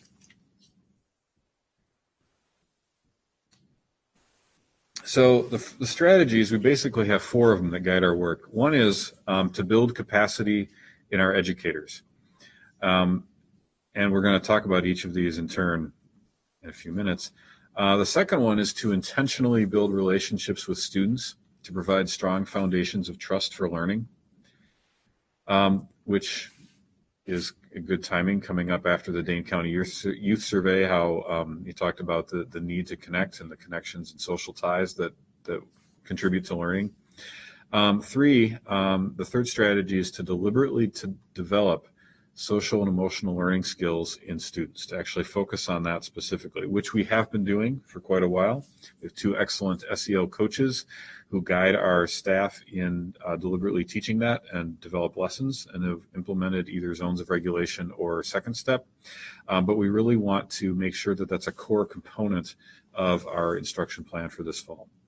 And then the fourth one is to accelerate instead of remediate. We'll talk about that a little more in a bit. So the first one is to build capacity in our educators. As you know, we have a long history of professional development here in the district, and especially since the adoption of the compensation plan, which adds 5 additional professional development days outside of the teacher contract and it's part of the contract outside of their working days that are regularly scheduled, and in addition to the in-service and professional development days during the year. So we want to increase the knowledge and skills of our staff. And we want to do it specifically to address our current needs by targeting the professional learning in some specific areas, because not all PD is created equal. And right now we have some specific needs. Like last year, we had a lot of specific needs, but most of them revolved around technology. How the heck do I Zoom? What is a Google Meet? How do I use Google Classroom? What is a Seesaw? Not the thing on the playground, but the thing that we use to communicate with students. This year, we're shifting. It's not so much about the technical capabilities, but we have some other things. The other thing we want to do really intentionally to build capacity in our educators is to work with our coaches. We have instructional coaches. Some are content specific. Most are just general instructional coaches. We also have SEL coaches. And that is a really valuable way to increase teacher capacity, because you get that job embedded ongoing coaching, obviously, that allows them to put some things into practice, have an extra set of eyes in the room to ask questions about practice, and on doing that in an ongoing manner, which is a lot different than just like, hey, go to a conference, learn some stuff, come back, maybe it works, maybe it doesn't. So that coaching really leverages the efficacy of all that professional development. The third one for building capacity is to collaborate around student learning in PLC plus teams. If you've been around for a while, you know what PLCs are, professional learning communities. They've been around for like 50, 60 years. They really kind of took off about 30 years ago. Really great research basis on their effectiveness. PLC plus is something that recently came from Fisher and Fry and some others, and the plus adds another component to it, which talks about like who benefited from the instruction and who didn't. And it involves the teacher much more in like, what did we learn about our students' learning, rather than simply talking about what the students learned. So it's more of a reflective practice. So that's really why we want to build capacity in our educators. And the quote at the bottom here Says teachers matter more to student achievement than any other aspect of schooling. And we've often said that, but what I thought was interesting about this one is this is actually from a guy with a PhD. He's a PhD economist at the Rand Corporation. So this is not like somebody who's in the education sphere. This is like a hard-nosed, bean counting, economist who's looking at things like that. Andy, thumbs up to the bean counters.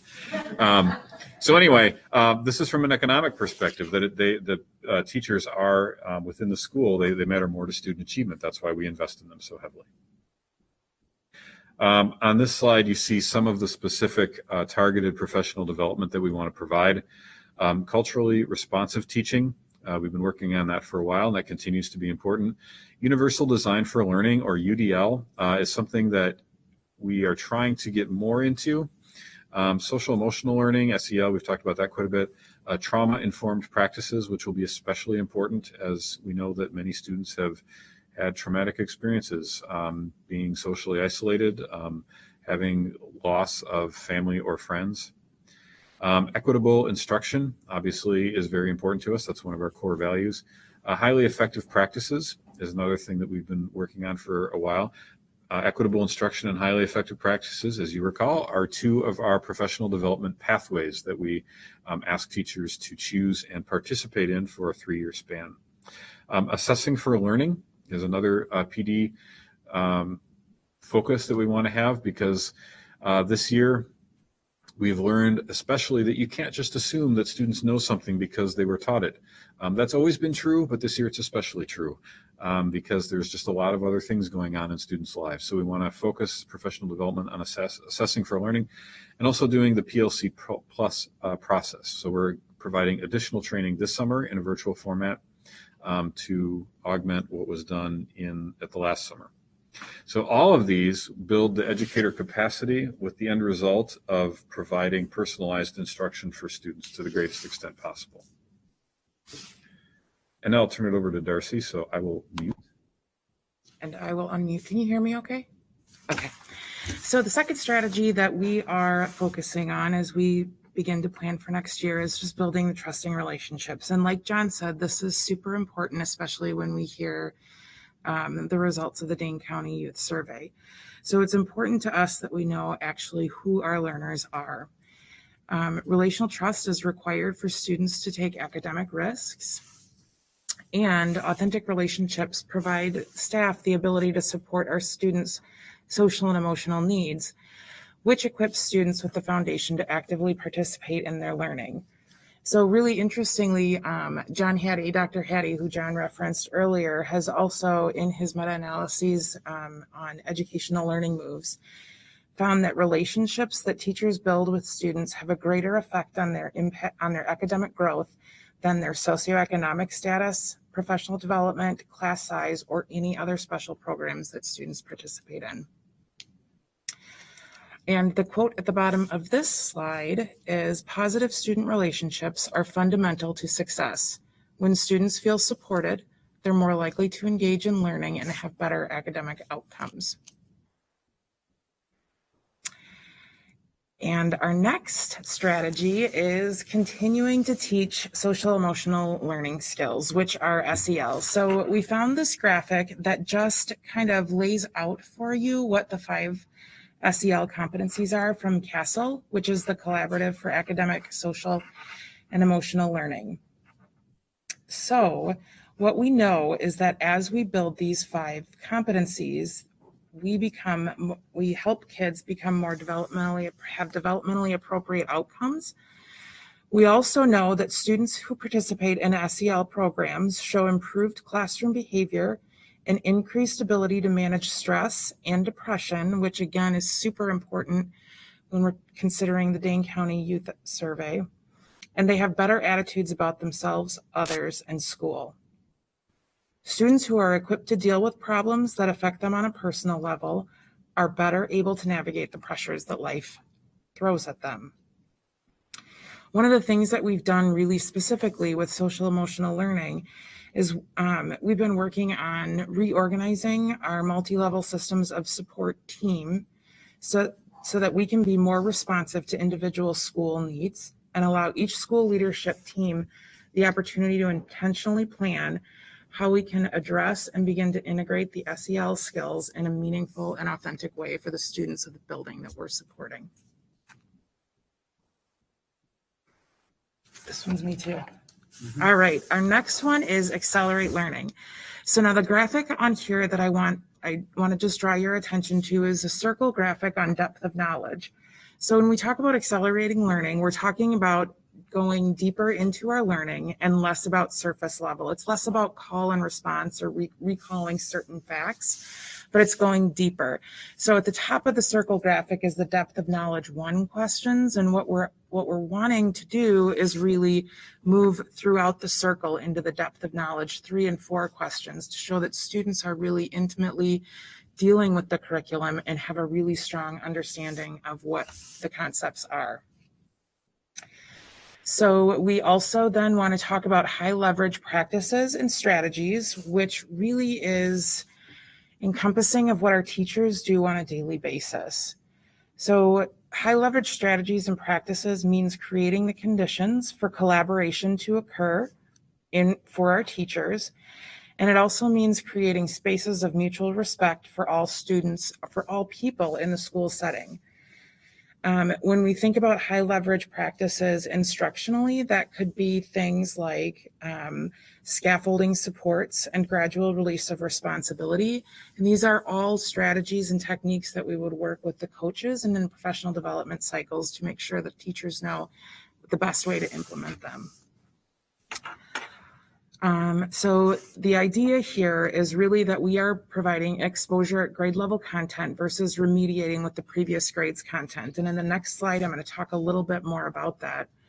But so let me do the quote first. We painstakingly found these quotes to make sure that they were all great. So this is from the New Teacher Project.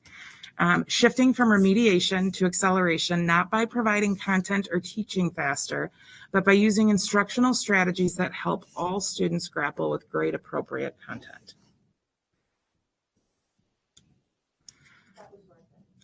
Thank you.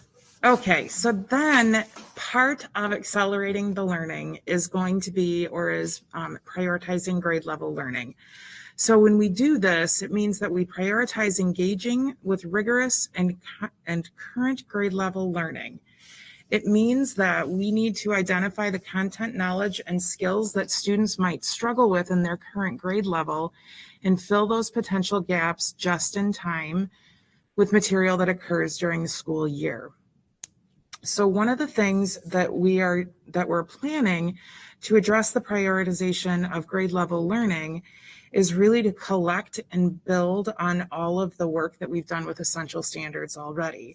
So John and I are having what we call curriculum collaboration Consolidation.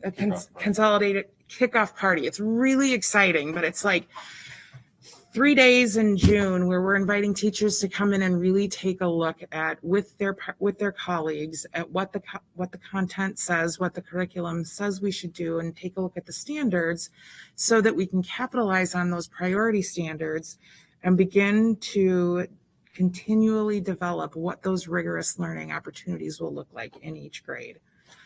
The last thing here, when we think about prioritizing grade level learning, is using pre-assessments so that we know what students know, and then we're not just assuming what they know, and then we can adjust that instruction accordingly. Now, the quote here is, "Too much focus on learning loss will be a historic mistake."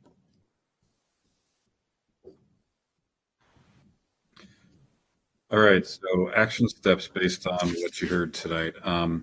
First, like I mentioned, we're doing additional PLC Plus training this summer. We had a large number of teachers go through it last summer, and that was great. We've been implementing what we've learned this year, and a key benefit to that has been PLC Plus talks about not a meeting facilitator, but an activator. And so they have one of the roles that people take as they meet is being an activator.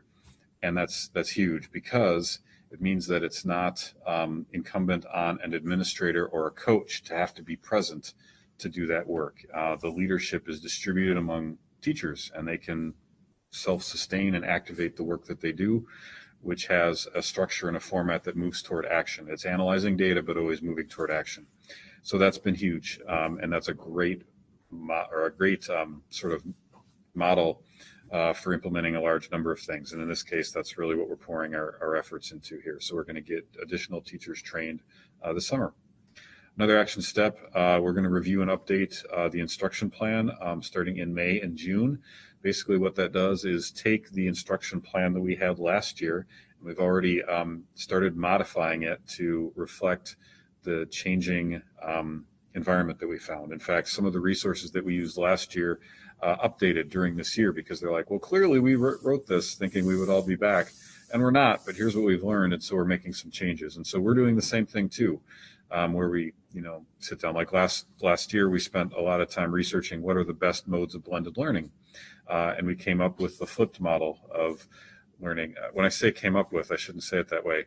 We researched. There's a large body of research on flipped learning that's been around for a while, and the Christensen Institute from Clayton Christensen, who was the Harvard business professor, they've started doing a lot of research on it. So a few years ago, they came out with blended, and it was like an analysis of all the different types and gave a bunch of models. So we looked at our instructional needs and goals and identified the top 3 models, and flipped learning was the top one for us, which is why we chose it. It wasn't something we just made up. It was based on research. So we're going to be updating that whole plan, all the different working groups that come up with that to sort of update it for this year. What's nice is we don't have to start from scratch, and we're just making updates based on our findings and our experience in the past year. We're also doing the curriculum consolidation kickoff party, June 15th to 17th. Where teachers are participating in that. We have a few things lined up already with CISA 2, who's going to come help facilitate some of the work, but it's going to be wide-ranging, and also it's just the kickoff. So if people can't attend then, it's going to be something that continues throughout the year, hopefully building that cohesive model and repository of the curriculum that we have. We're going to explore ways to continue frequent, regular cross-district collaboration times in the 21-22 school year.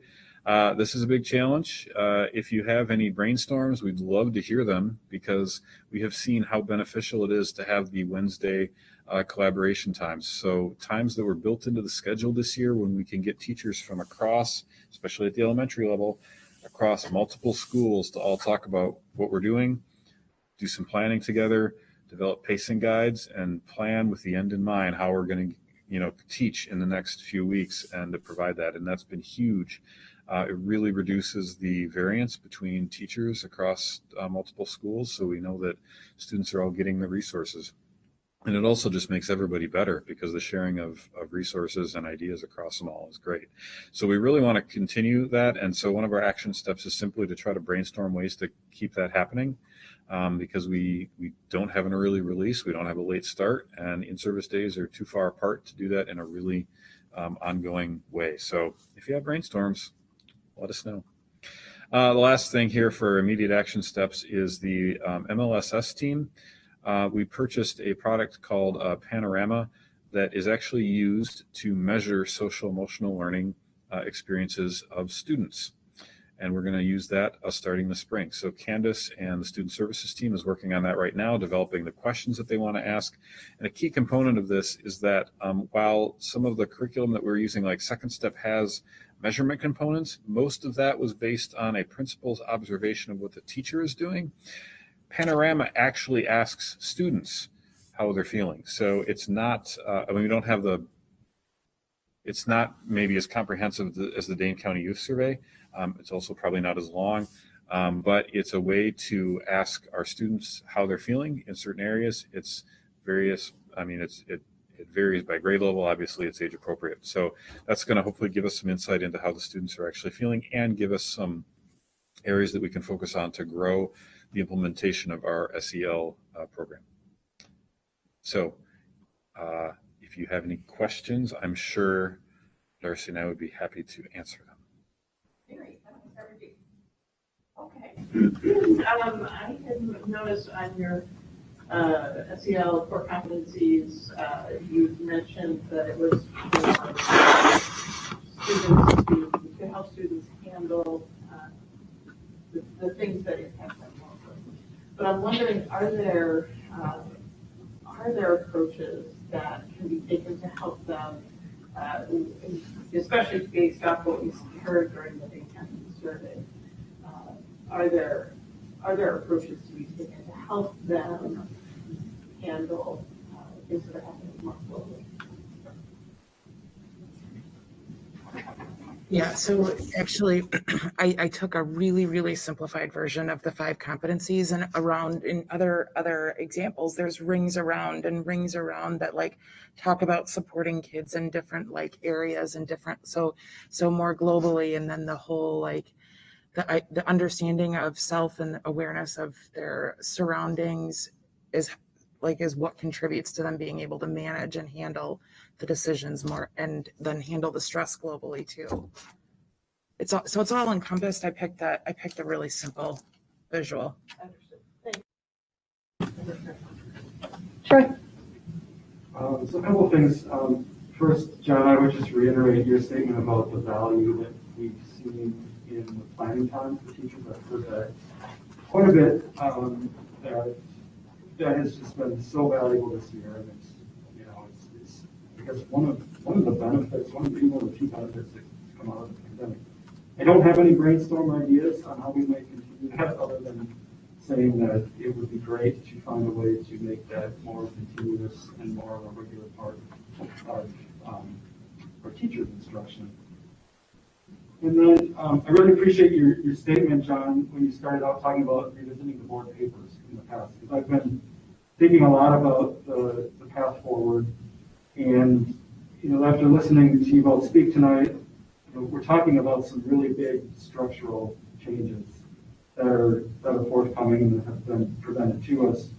A couple of things that stand out is the UDL versus personalized learning, which we've talked about personalized learning and path forward, the assessing for learning concept, and then SEL has become so integral to everything that we're doing.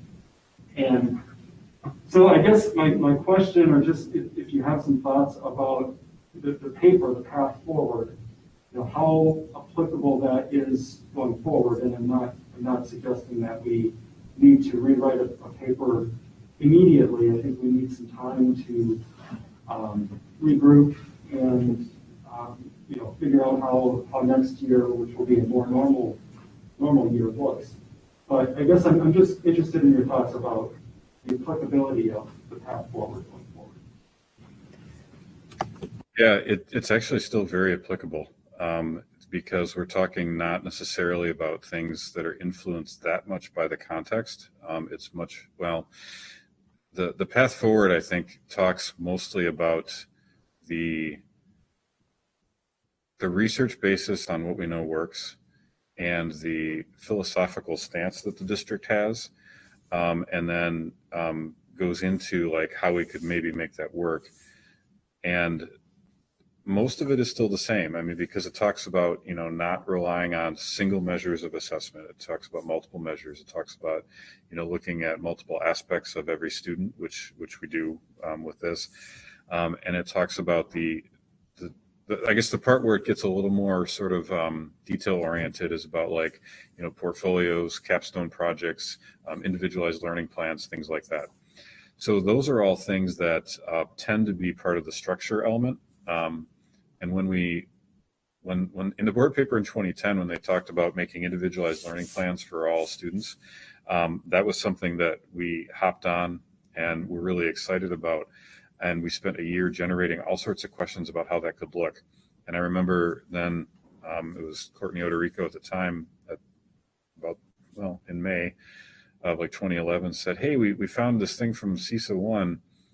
They talk about personalized learning. Is this helpful?" And I looked at it and it was like answers to all the questions that we had, which was really super helpful at the time. And I think that's sort of where we're at with the path forward is we have a lot of questions, but we also know so much more than we did before that we can be a lot more strategic in how we meet it. So instead of just jumping toward, oh, here's the solution that we're like we want to do portfolios. It's sort of like, well, why do we want to do portfolios? Like, what's the philosophical basis behind it? And so I think the path forward does a really good job of building on the board papers since like the 90s to talk about why we want to do what we're doing.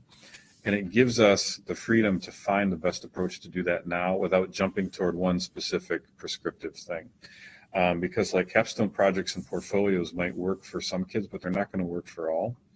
And that's where I think UDL comes in really helpful, because it's kind of like if you're designing a building and it only has stairs, then there's a bunch of people who can't get to it.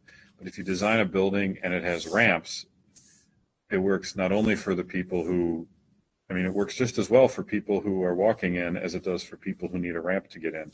So that's what we're trying to do with, so that's what UDL is based on. It's the universal design architecture concept. So when we look at UDL, it's not in place of personalizing. It's another way to do that, but it's designing it from the start. Because I think a lot of what we were trying to do like 10 years ago was take this thing we called school and then either on these other things that seemed like it or take away structure, but without necessarily a clear understanding of how to do the design where everybody still got to the same place. I don't know if this is making a ton of sense, but I think what the path forward does is it says we still want to go to this place, but we're gonna talk about broad concepts and philosophical values, but leave the implementation to whatever kind of fits that need right now. And so I don't think the pandemic has changed that a whole lot. This year, I think we've done a really good job of providing multiple forms of instruction that are accessible to people, whether they're in the building or not in the building. And so that would be an example of ways we've learned to accommodate that. And I think going forward, it's going to be trying to expand the toolkit that teachers have of UDL to design things from the front so that we don't have to retrofit them afterwards. Sorry, I went a little tangential there, but I think it's still pretty relevant. And I think that the messages from it are still a good guide to go forward, even though we may not say we're going to adhere to some of the really specific things that are in there.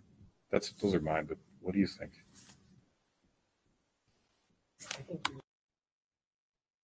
I think you did a great job of summing that up in a really clear way. That was a great job. Yeah. A couple of things I'm hearing is, and I've heard you talk about this before, but as we go forward, what are those things that we can eliminate? What, as we look back, and so everything that we've learned, what can we not do anymore, right? And then the other piece of that you commented on is this just-in-time, or filling the gaps, this just-in-time concept. And that really resonates with me because that's a big kind of movement in business lately, is this whole just-in-time concept and only doing those things that you need to do at the time when you need it. So, yeah, thank you for that response. Great. Anna? I think that, I don't have any real specific questions, but I have a couple of comments. I think this is just it's just really refreshing to hear the planning that's already being undertaken to address where we're going next year. I love the fact that we're talking about accelerating and not remediating. I think that's the best way for us to talk about how we're going to handle education and delivery of curriculum into the upcoming school year. So it's just really, it's really great to know that there's a lot of work that's happening to make sure that we're going to kick off next year in a way that is going to keep our education and our learning moving forward. And so this is really impressive. This is really great work. And I'm just very appreciative of all of the time and energy and dedication that's coming from all of our leadership and all of our staff to really focus on this and make this a priority for our students and our learners. I just think it's great. So thank you so much. Tim? I too am focused on that accelerate versus remediate. And I can only think that that's going to be challenging. So I appreciate the challenge that you're taking on there. It's a big philosophical change, especially when we look at individualized learning, because it's saying as a rule, and I use rule in a very general sense, we're going to keep moving forward here. And that can be challenging, especially considering, I would imagine that can be challenging, especially considering the year we've been through. We've seen it in the Dane County Youth Survey. that half the kids feel like they fell behind or got left behind, however they feel about it. And so I'm anxious to see how you incorporate that philosophy. And so one question that I have is, have you seen that philosophy, the new philosophy, the evolving philosophy of accelerating versus remediating? Have you seen that work someplace else? That we might be able to learn more about. Yes, and I'll say a little, but I've talked a lot, so I'm going to say stuff too. So, yeah, there's actually a decent bit of research about how this works, and I'll give the example, which is that when we have students who are behind, like in a regular year, not even COVID pandemic stuff, when you have a group of students who are behind and you have a group of students who are on track, and we kind of have to put asterisks on those because, like, what does that mean? Like, somebody just made that up. Okay, so we got to take that into consideration first, that's kind of a made up construct. But when you have students who are behind compared to like the regular group of students, if you take those students and you say, okay, you missed some stuff, so now we're gonna spend the first part of the next year reteaching you all the things you missed last year. Well, that means that they're not getting this year's instruction while this group is. And so this group ends up moving ahead. Well, this group who was behind is falling even more behind because they're not getting the current stuff. Another interesting thing that we noticed, so there's the New Teacher Project has a website, it's called, and a whole study, it's called The Opportunity Myth. And it kind of speaks to this. And their findings have been that when you have students who are behind for whatever reason, they tend to be given things that aren't as challenging or aren't as rigorous because we're sort of saying, well, here's something that you can access now. But the problem is that it then takes them longer and longer to get up to the rigorous, challenging things that we actually want to give them. So I would say the historical context of this is, yeah, we've seen it, but it's more of a demographic split. Whereas now we're looking at it as affecting everybody. But we don't want to say, this happened this year where we said, okay, in the spring of 2020, like we stopped instruction for K2, like new instruction for K2 for a number of weeks. Well, we didn't want to, so this year the philosophy was, well, we're not going to go back and say, hey, go reteach fourth quarter, because then that group is always going to be a quarter behind, especially when we had less instructional minutes this year. And I think we did a really good job focusing on the priorities there. So it's almost the same way that we did this year, where we focused on the essential standards because we're like, okay, you really need to know this, you really need to know this, you really need to know this. And there are some, you hate to say that some things you didn't need to know, but even the curriculum providers, like for our math curriculum, they came and they said, okay, these are some of them. They said, these are the essentials. This part over here, like, that's nice and that's supporting, but you don't really need to know that in order to be successful the following year, either because that's kind of an introductory concept that was just getting people familiar with things, but we're going to introduce that in a lot more depth later on, or that was just sort of like an enrichment type thing that was kind of good knowledge. So they even said, here's some, there's the essential standards, there's supporting standards, and then there's sort of like other stuff. So it's causing us to look really carefully at that because, like, if we want to go and move forward on this, we need to make sure that we're keeping up. And then it's that just in time part where we're like, okay, before every assessment or before every unit, we need the teacher to say, okay, these are the important things that need to be done. And then do an assessment for the kids and say, do you have the skills necessary to be successful with this and this and this? And if not, we're just going to go back and reteach only that little portion. So instead of saying, oh, I got to reteach a whole quarter's worth of stuff, like, no, you don't have to reteach whole quarters. You just need to teach this one discrete skill in order to be successful here. So the opportunity myth is a really great resource to look at some of the research around that. Yeah, that's probably the best resource I could say to do. But that's a great example. Okay. And that's what I was looking for, John. It's just some way to get a little bit more information about why this philosophy works. And that's really what I was looking for. Because I absolutely believe that it is raising the bar. It's raising the bar for students, and it's raising the bar for educators, I think, as well. And the funny thing about raising the bar is that as long as people know that the bar is being raised, they oftentimes achieve more because we're just expecting more. That's a beautiful thing. So thank you I will look into that opportunity. Opportunity Yeah. by the new teacher project. So like tntp.org, I believe, is where it's at. Thank you. Heather? I have one question. You just touched upon it a little bit about the essential standards, and I just wondered if you could speak to that and how you perceive that going forward, whether we're returning to more of, how, like we were here this year in essential standards, and the year before we were here, and where might we end up in terms of that essential or supporting standards as we want to go going forward. I will say that's something that we're still working on right now. As we look, I mean, it's nice to know what the essential standards are, and then we can start to incorporate the supporting standards for that.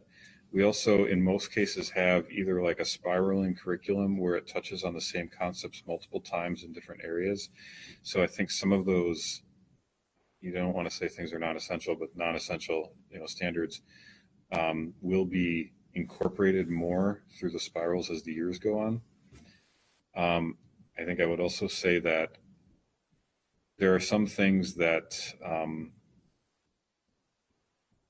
we still have to kind of figure out, because as we're talking to the teachers and working with the coaches in their curricular areas, we're sort of doing the curricular review, especially to say, here are the standards that we've had. Here's what we were teaching. Was there anything that we were teaching that wasn't really aligned? Because if so, we can drop that because it didn't have anything to do with standards, and then we can pick up more time to do some of these supporting standards. I don't know if that was great. What are your thoughts? That's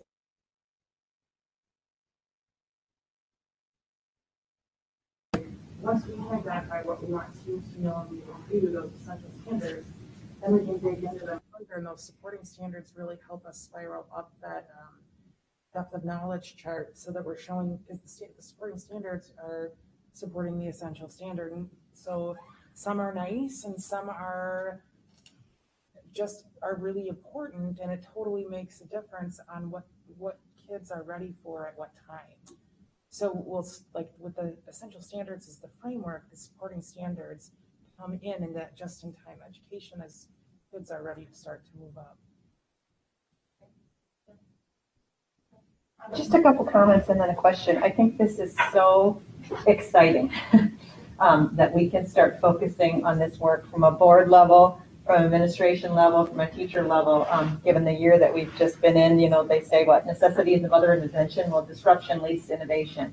And so we're really in this period now as we look, and we're going to be spending a lot of quality time together over the next month to 2 months in terms of visioning and really digging into our values and building strategic plans. So I think this was a really important presentation that we can kind of get into your heads about what you're thinking and where we're going, because that leads the board to our visioning and strategic planning. So I think that's super exciting.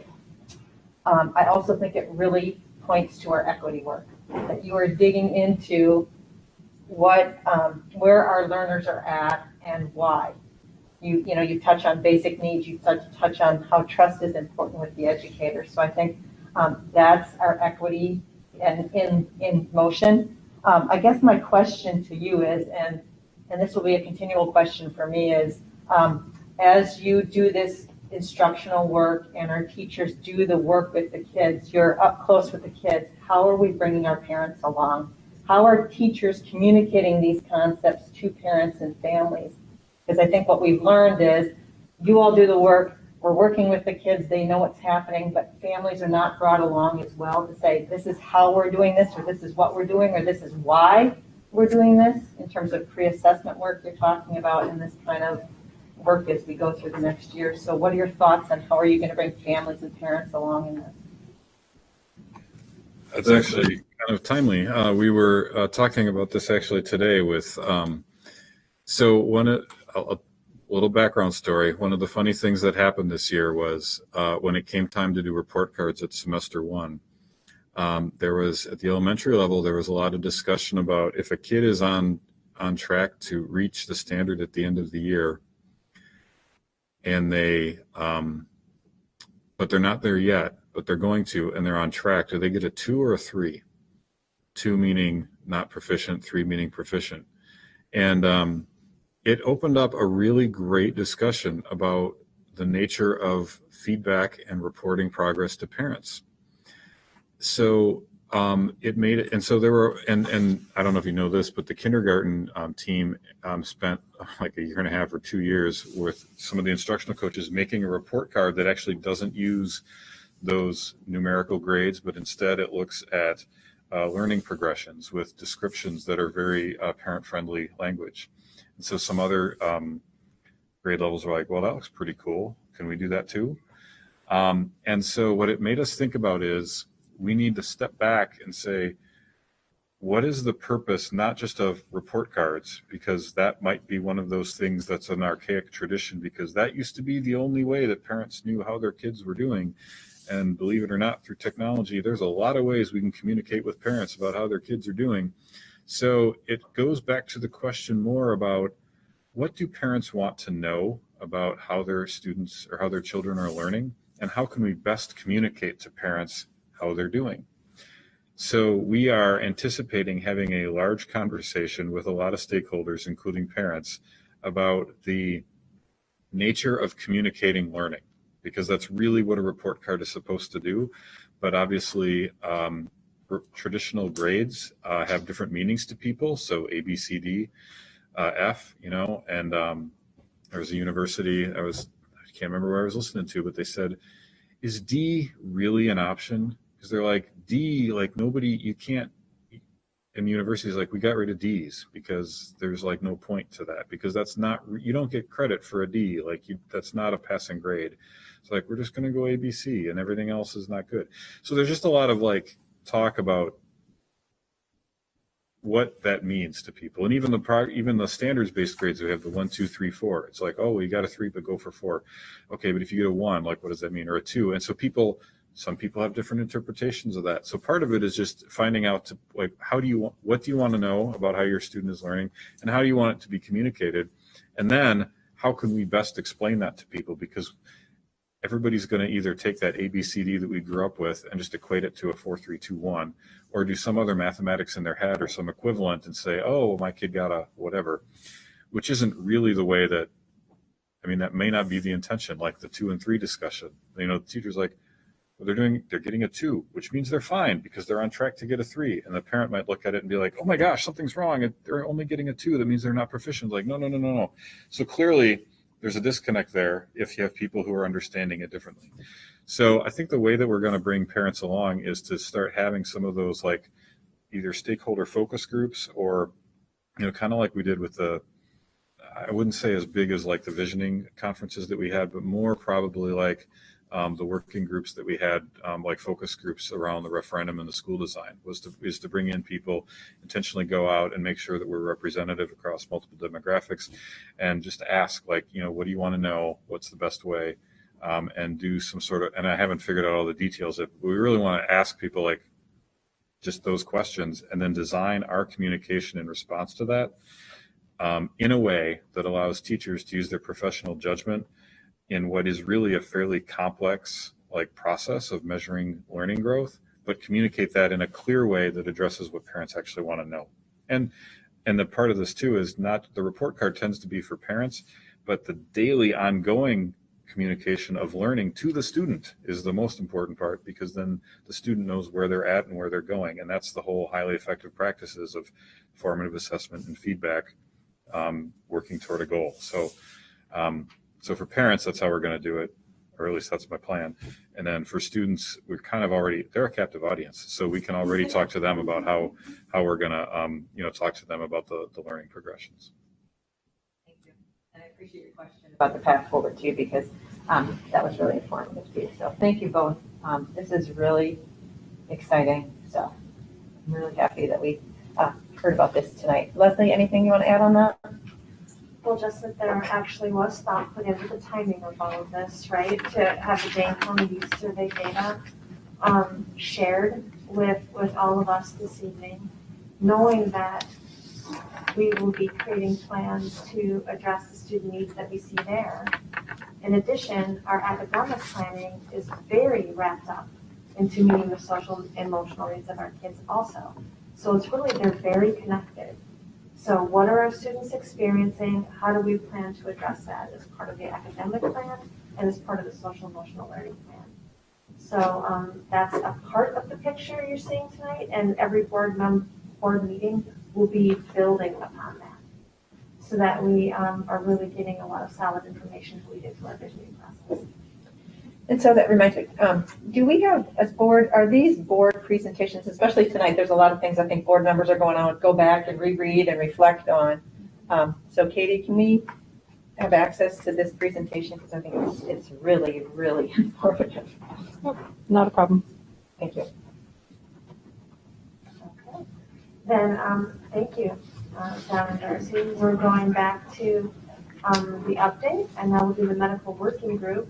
We had our meeting last Monday where our medical working group came back and gave us some really important feedback on some of our health and safety protocols, specifically cleaning protocols, because the CDC had come out with some updated guidance related to cleaning and disinfecting and how much each process is required to keep an environment healthy. So we're utilizing the feedback that they shared with us to update our plans. And every time we meet, we walk away with certainly a better knowledge set to make all of our decisions. They were also helpful in the quarantine decision, going from 14 days to 10. So I'm always appreciative of their input. Our equity update for tonight. So you've seen this quite a bit, so you know that when it comes to creating a more equitable environment for our students, there are multiple important approaches. It's not one thing, it's many things simultaneously working together to become the district that our kids deserve. And we have a couple of student-made videos that we wanted to show tonight. Our students, led by our staff at the high school, did a really, really good job. They're both only about 40 seconds. So Katie will play the first and then the second one for you.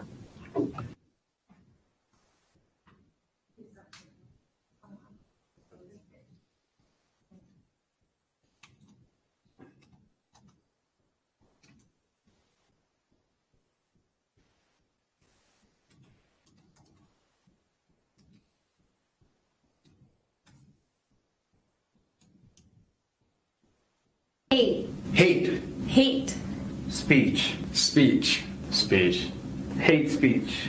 Any form of communication that attacks, threatens, degrades, or insults a person or group based on their race, color, national origin, ancestry, creed, age, gender, disability. or sexual orientation.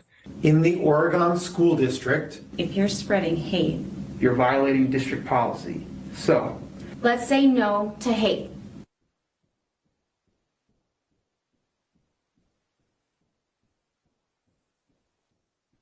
One last rule that builds on it is the next one. education is everyone's right. It's my right. It's my right. It's my right. It's my right. When you spread hate, you're interfering with my right. My right to an education. At Oregon School District, we are proud to have the first anti-hate speech policy in the state. When you're attacking Threatening, degrading, or insulting someone because of their race, color, national origin, ancestry, creed, age, gender, disability, or sexual orientation, you're spreading hate. You're violating the policy. And you're denying me of my right to an education. let's say no to hate.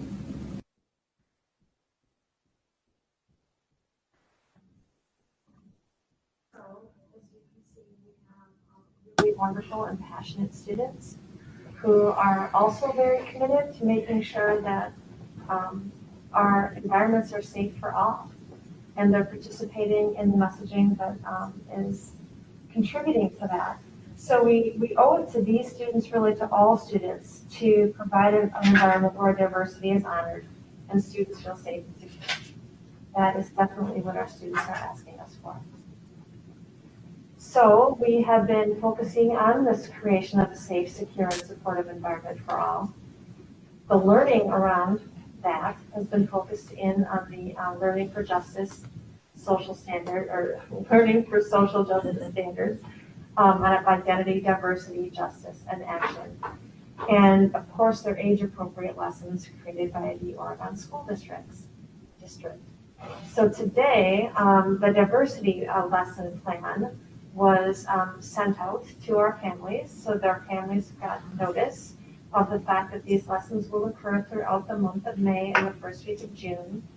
And their families received some more background on the anti-hate speech policy, the goals of the lesson, the overview of the lesson, and who they are to contact with their questions. And so we did that purposely today, so families have at least a week to take a look and ask questions before any of the lessons begin. And I'll give you some examples now. You know, our identity lessons focused in on some of the protected classes related to the hate speech. And now the diversity lessons focus in on different protected classes.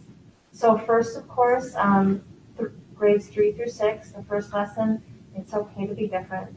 And there's a text, and we talk about its connection to the policy, and there are some videos that are a part of it. And then the second lesson is what is a differing ability. So remember, this is about the protected class of those with disabilities.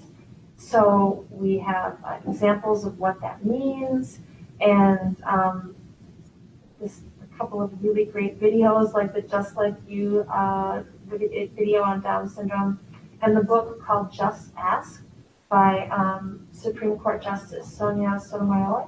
So she has a great text for young people on asking questions. And then we move into exploring religions, because creed is also protected under hate speech. And it's really about how to talk and work and play with others, even if their beliefs aren't the same as yours. And that's okay. And so we do some general what is religion, and we're not teaching a religion. We are talking about religions to help students understand what that even means. And certainly there's no promotion of a religion in any of this. It's all about just helping them better understand what it means and how people might be different. And that's okay. And then finally, stories. The stories of individual people, and how important it is to listen to the perspectives of others. And, I think that some of the lessons... My culture. It's a good one by Teen Vogue if you're interested. But some of this is really, kids are really listening, right? Like when kids have when they talk about what is a kind and caring school environment, when they talk about what their dream is, you can see here, they want people to not be hungry. They want people to be treated the same. Even our youngest students, because these are, first grade probably, even our younger students are, thinking about how to make their school and the world a kinder, more caring place.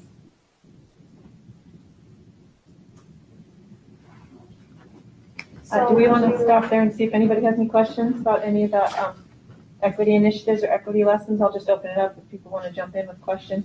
Tim, go ahead. It's more a statement than anything. I just really appreciate seeing some of those examples and seeing the note that went out to parents. I know I've mentioned it in the past. I don't have kids at school anymore, and so I don't know exactly what's going on at school, and I think parents in general feel a little out of the loop because they don't know exactly what's going on, and some of the issues that have come up over the last 12 months have people even more distant from what's going on in school. And so I really appreciate, from a board position, understanding what's going on around these topics. And I can only imagine that parents feel, if they take the time to read the emails and the communication, feel more engaged. I mean, at a bare minimum, all those family meals that are taking place more than they have They're in giving the them good past. topics, right? They're great topics. That's exactly right. So that's it. More than anything, I appreciate the visibility. Thanks, Tim. Anyone else have any questions?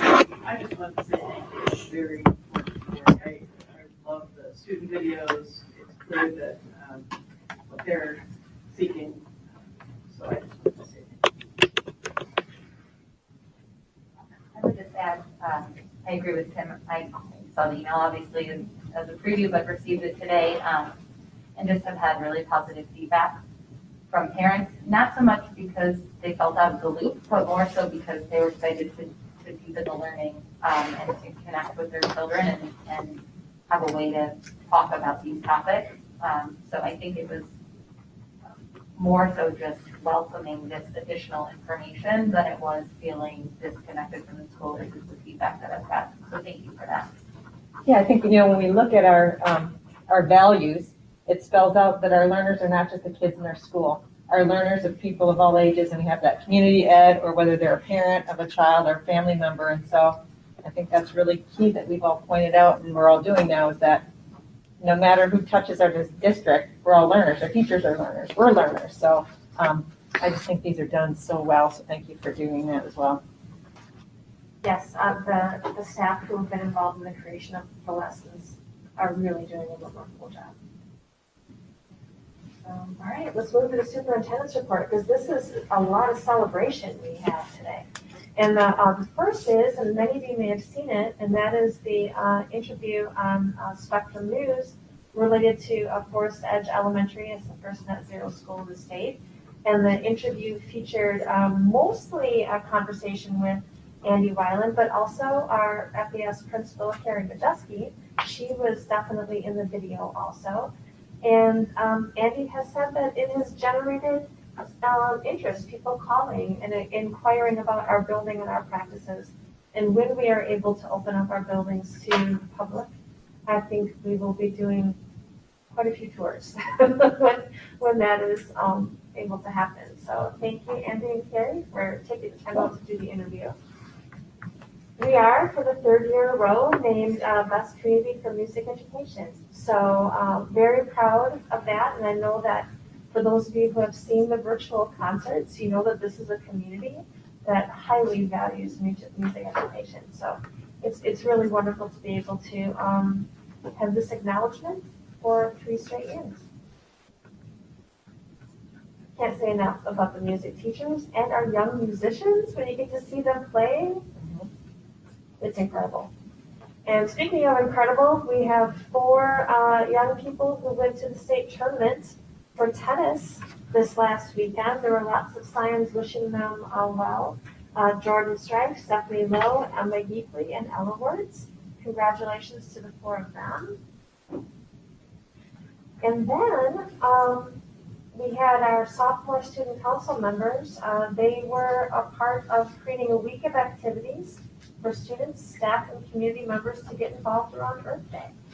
And they created a special a website with special activities, and there was a presentation that was shown on Panther Connections, and they worked with administration to promote the event in other venues too. So, we have a lot of kids with a high level of passion about the world and wanting to make the world a better place for other people, whether it's through the environment or it is through how we treat one another within our community. Passionate kids. And we also have a winning mathematician. So Phoebe Jeske is the winner of a Akamai. I believe that's how I had Google play it for me just to make sure I could say it. The Akamai Award. This is a prestigious award given annually to 150 female mathematician students across the country. 150 across the whole country. Phoebe is one of 5 young women from Wisconsin to receive the award. So congratulations to Phoebe Jeske. That's really quite an accomplishment. She's on the back team, right? Oh, yeah. Honest recruiting over there. And she's one of the sets of siblings. If you remember from the last year meeting, there's several sets of siblings on the team. And then, of course, we also have our students who are contributing to the community through their wonderful performances. So we have OHS drama students are getting ready for Encore OHS, a celebration of musical theater at OHS. And it's this Friday at 7 p.m. And you can purchase virtual tickets for the virtual performance at the Oregon Performing Arts Center website.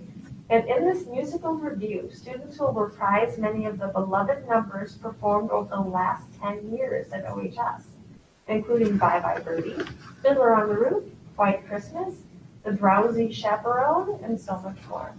So that should be a really fun Friday night. The students' virtual performances have been out of this world.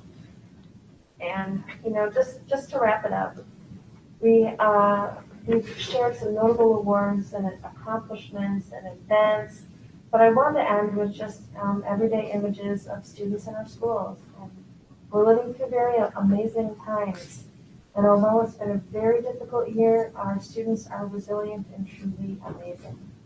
So in the upper left-hand corner, the kids are in an online class and they're having fun and celebrating something. And then if we're moving clockwise in the top middle, ceramics project and art class. Then if you go to the bottom left, it's an art gallery project at Forest Edge. And then in the middle, learning through play, right? That's a really important part of learning, is learning through play. And then finally, an advanced woodworking class, a student building a very functional chair that many people have asked if they could purchase. A very familiar student to me, by the way. Oh, very nice. Oh. Nice. I could not even tell that with the mask and his head down. Our students are pretty amazing. So I just wanted to close with that this evening. Very grateful to our students. Awesome. Thank you so much. Okay, so next is closing. So future agenda. I will be reaching out to each person individually to talk about committee assignments, and then we have some special time together for a board workshop later this week. So I'll chat with you a little bit about that. So we're going to hit the ground running here in the next 2 months. So we've got a lot of fun stuff to talk about and really vision and focus and strategic plans. So that's kind of what's coming up for future agenda. Checkout. Anna, anything? Nothing. Trey? Nothing. Mary? Nothing. That's it? Welcome to Mary. Tim? Just to let everyone know, we finally put a meeting together, had a meeting this past week about Work Woods and the Environmental Center. We're getting that ball rolling, and so I'm hoping that can become an agenda item in the near future, because there's some exciting things going on there, and it's going to be a real treasure for this district. Yeah, I think that would be great. We could have it be a semi-regular committee report, if you're up for that. Yeah, I think Come that'd back, be you have great. meetings that we can give this group an update, that would be wonderful. Sounds good. Okay, thank you. Anything else from you, Leslie? No. Okay, I will entertain a motion to adjourn. I'll move. Second. We have a motion and a second. All those in favor? Aye. Any opposed? We are adjourned at 9:18.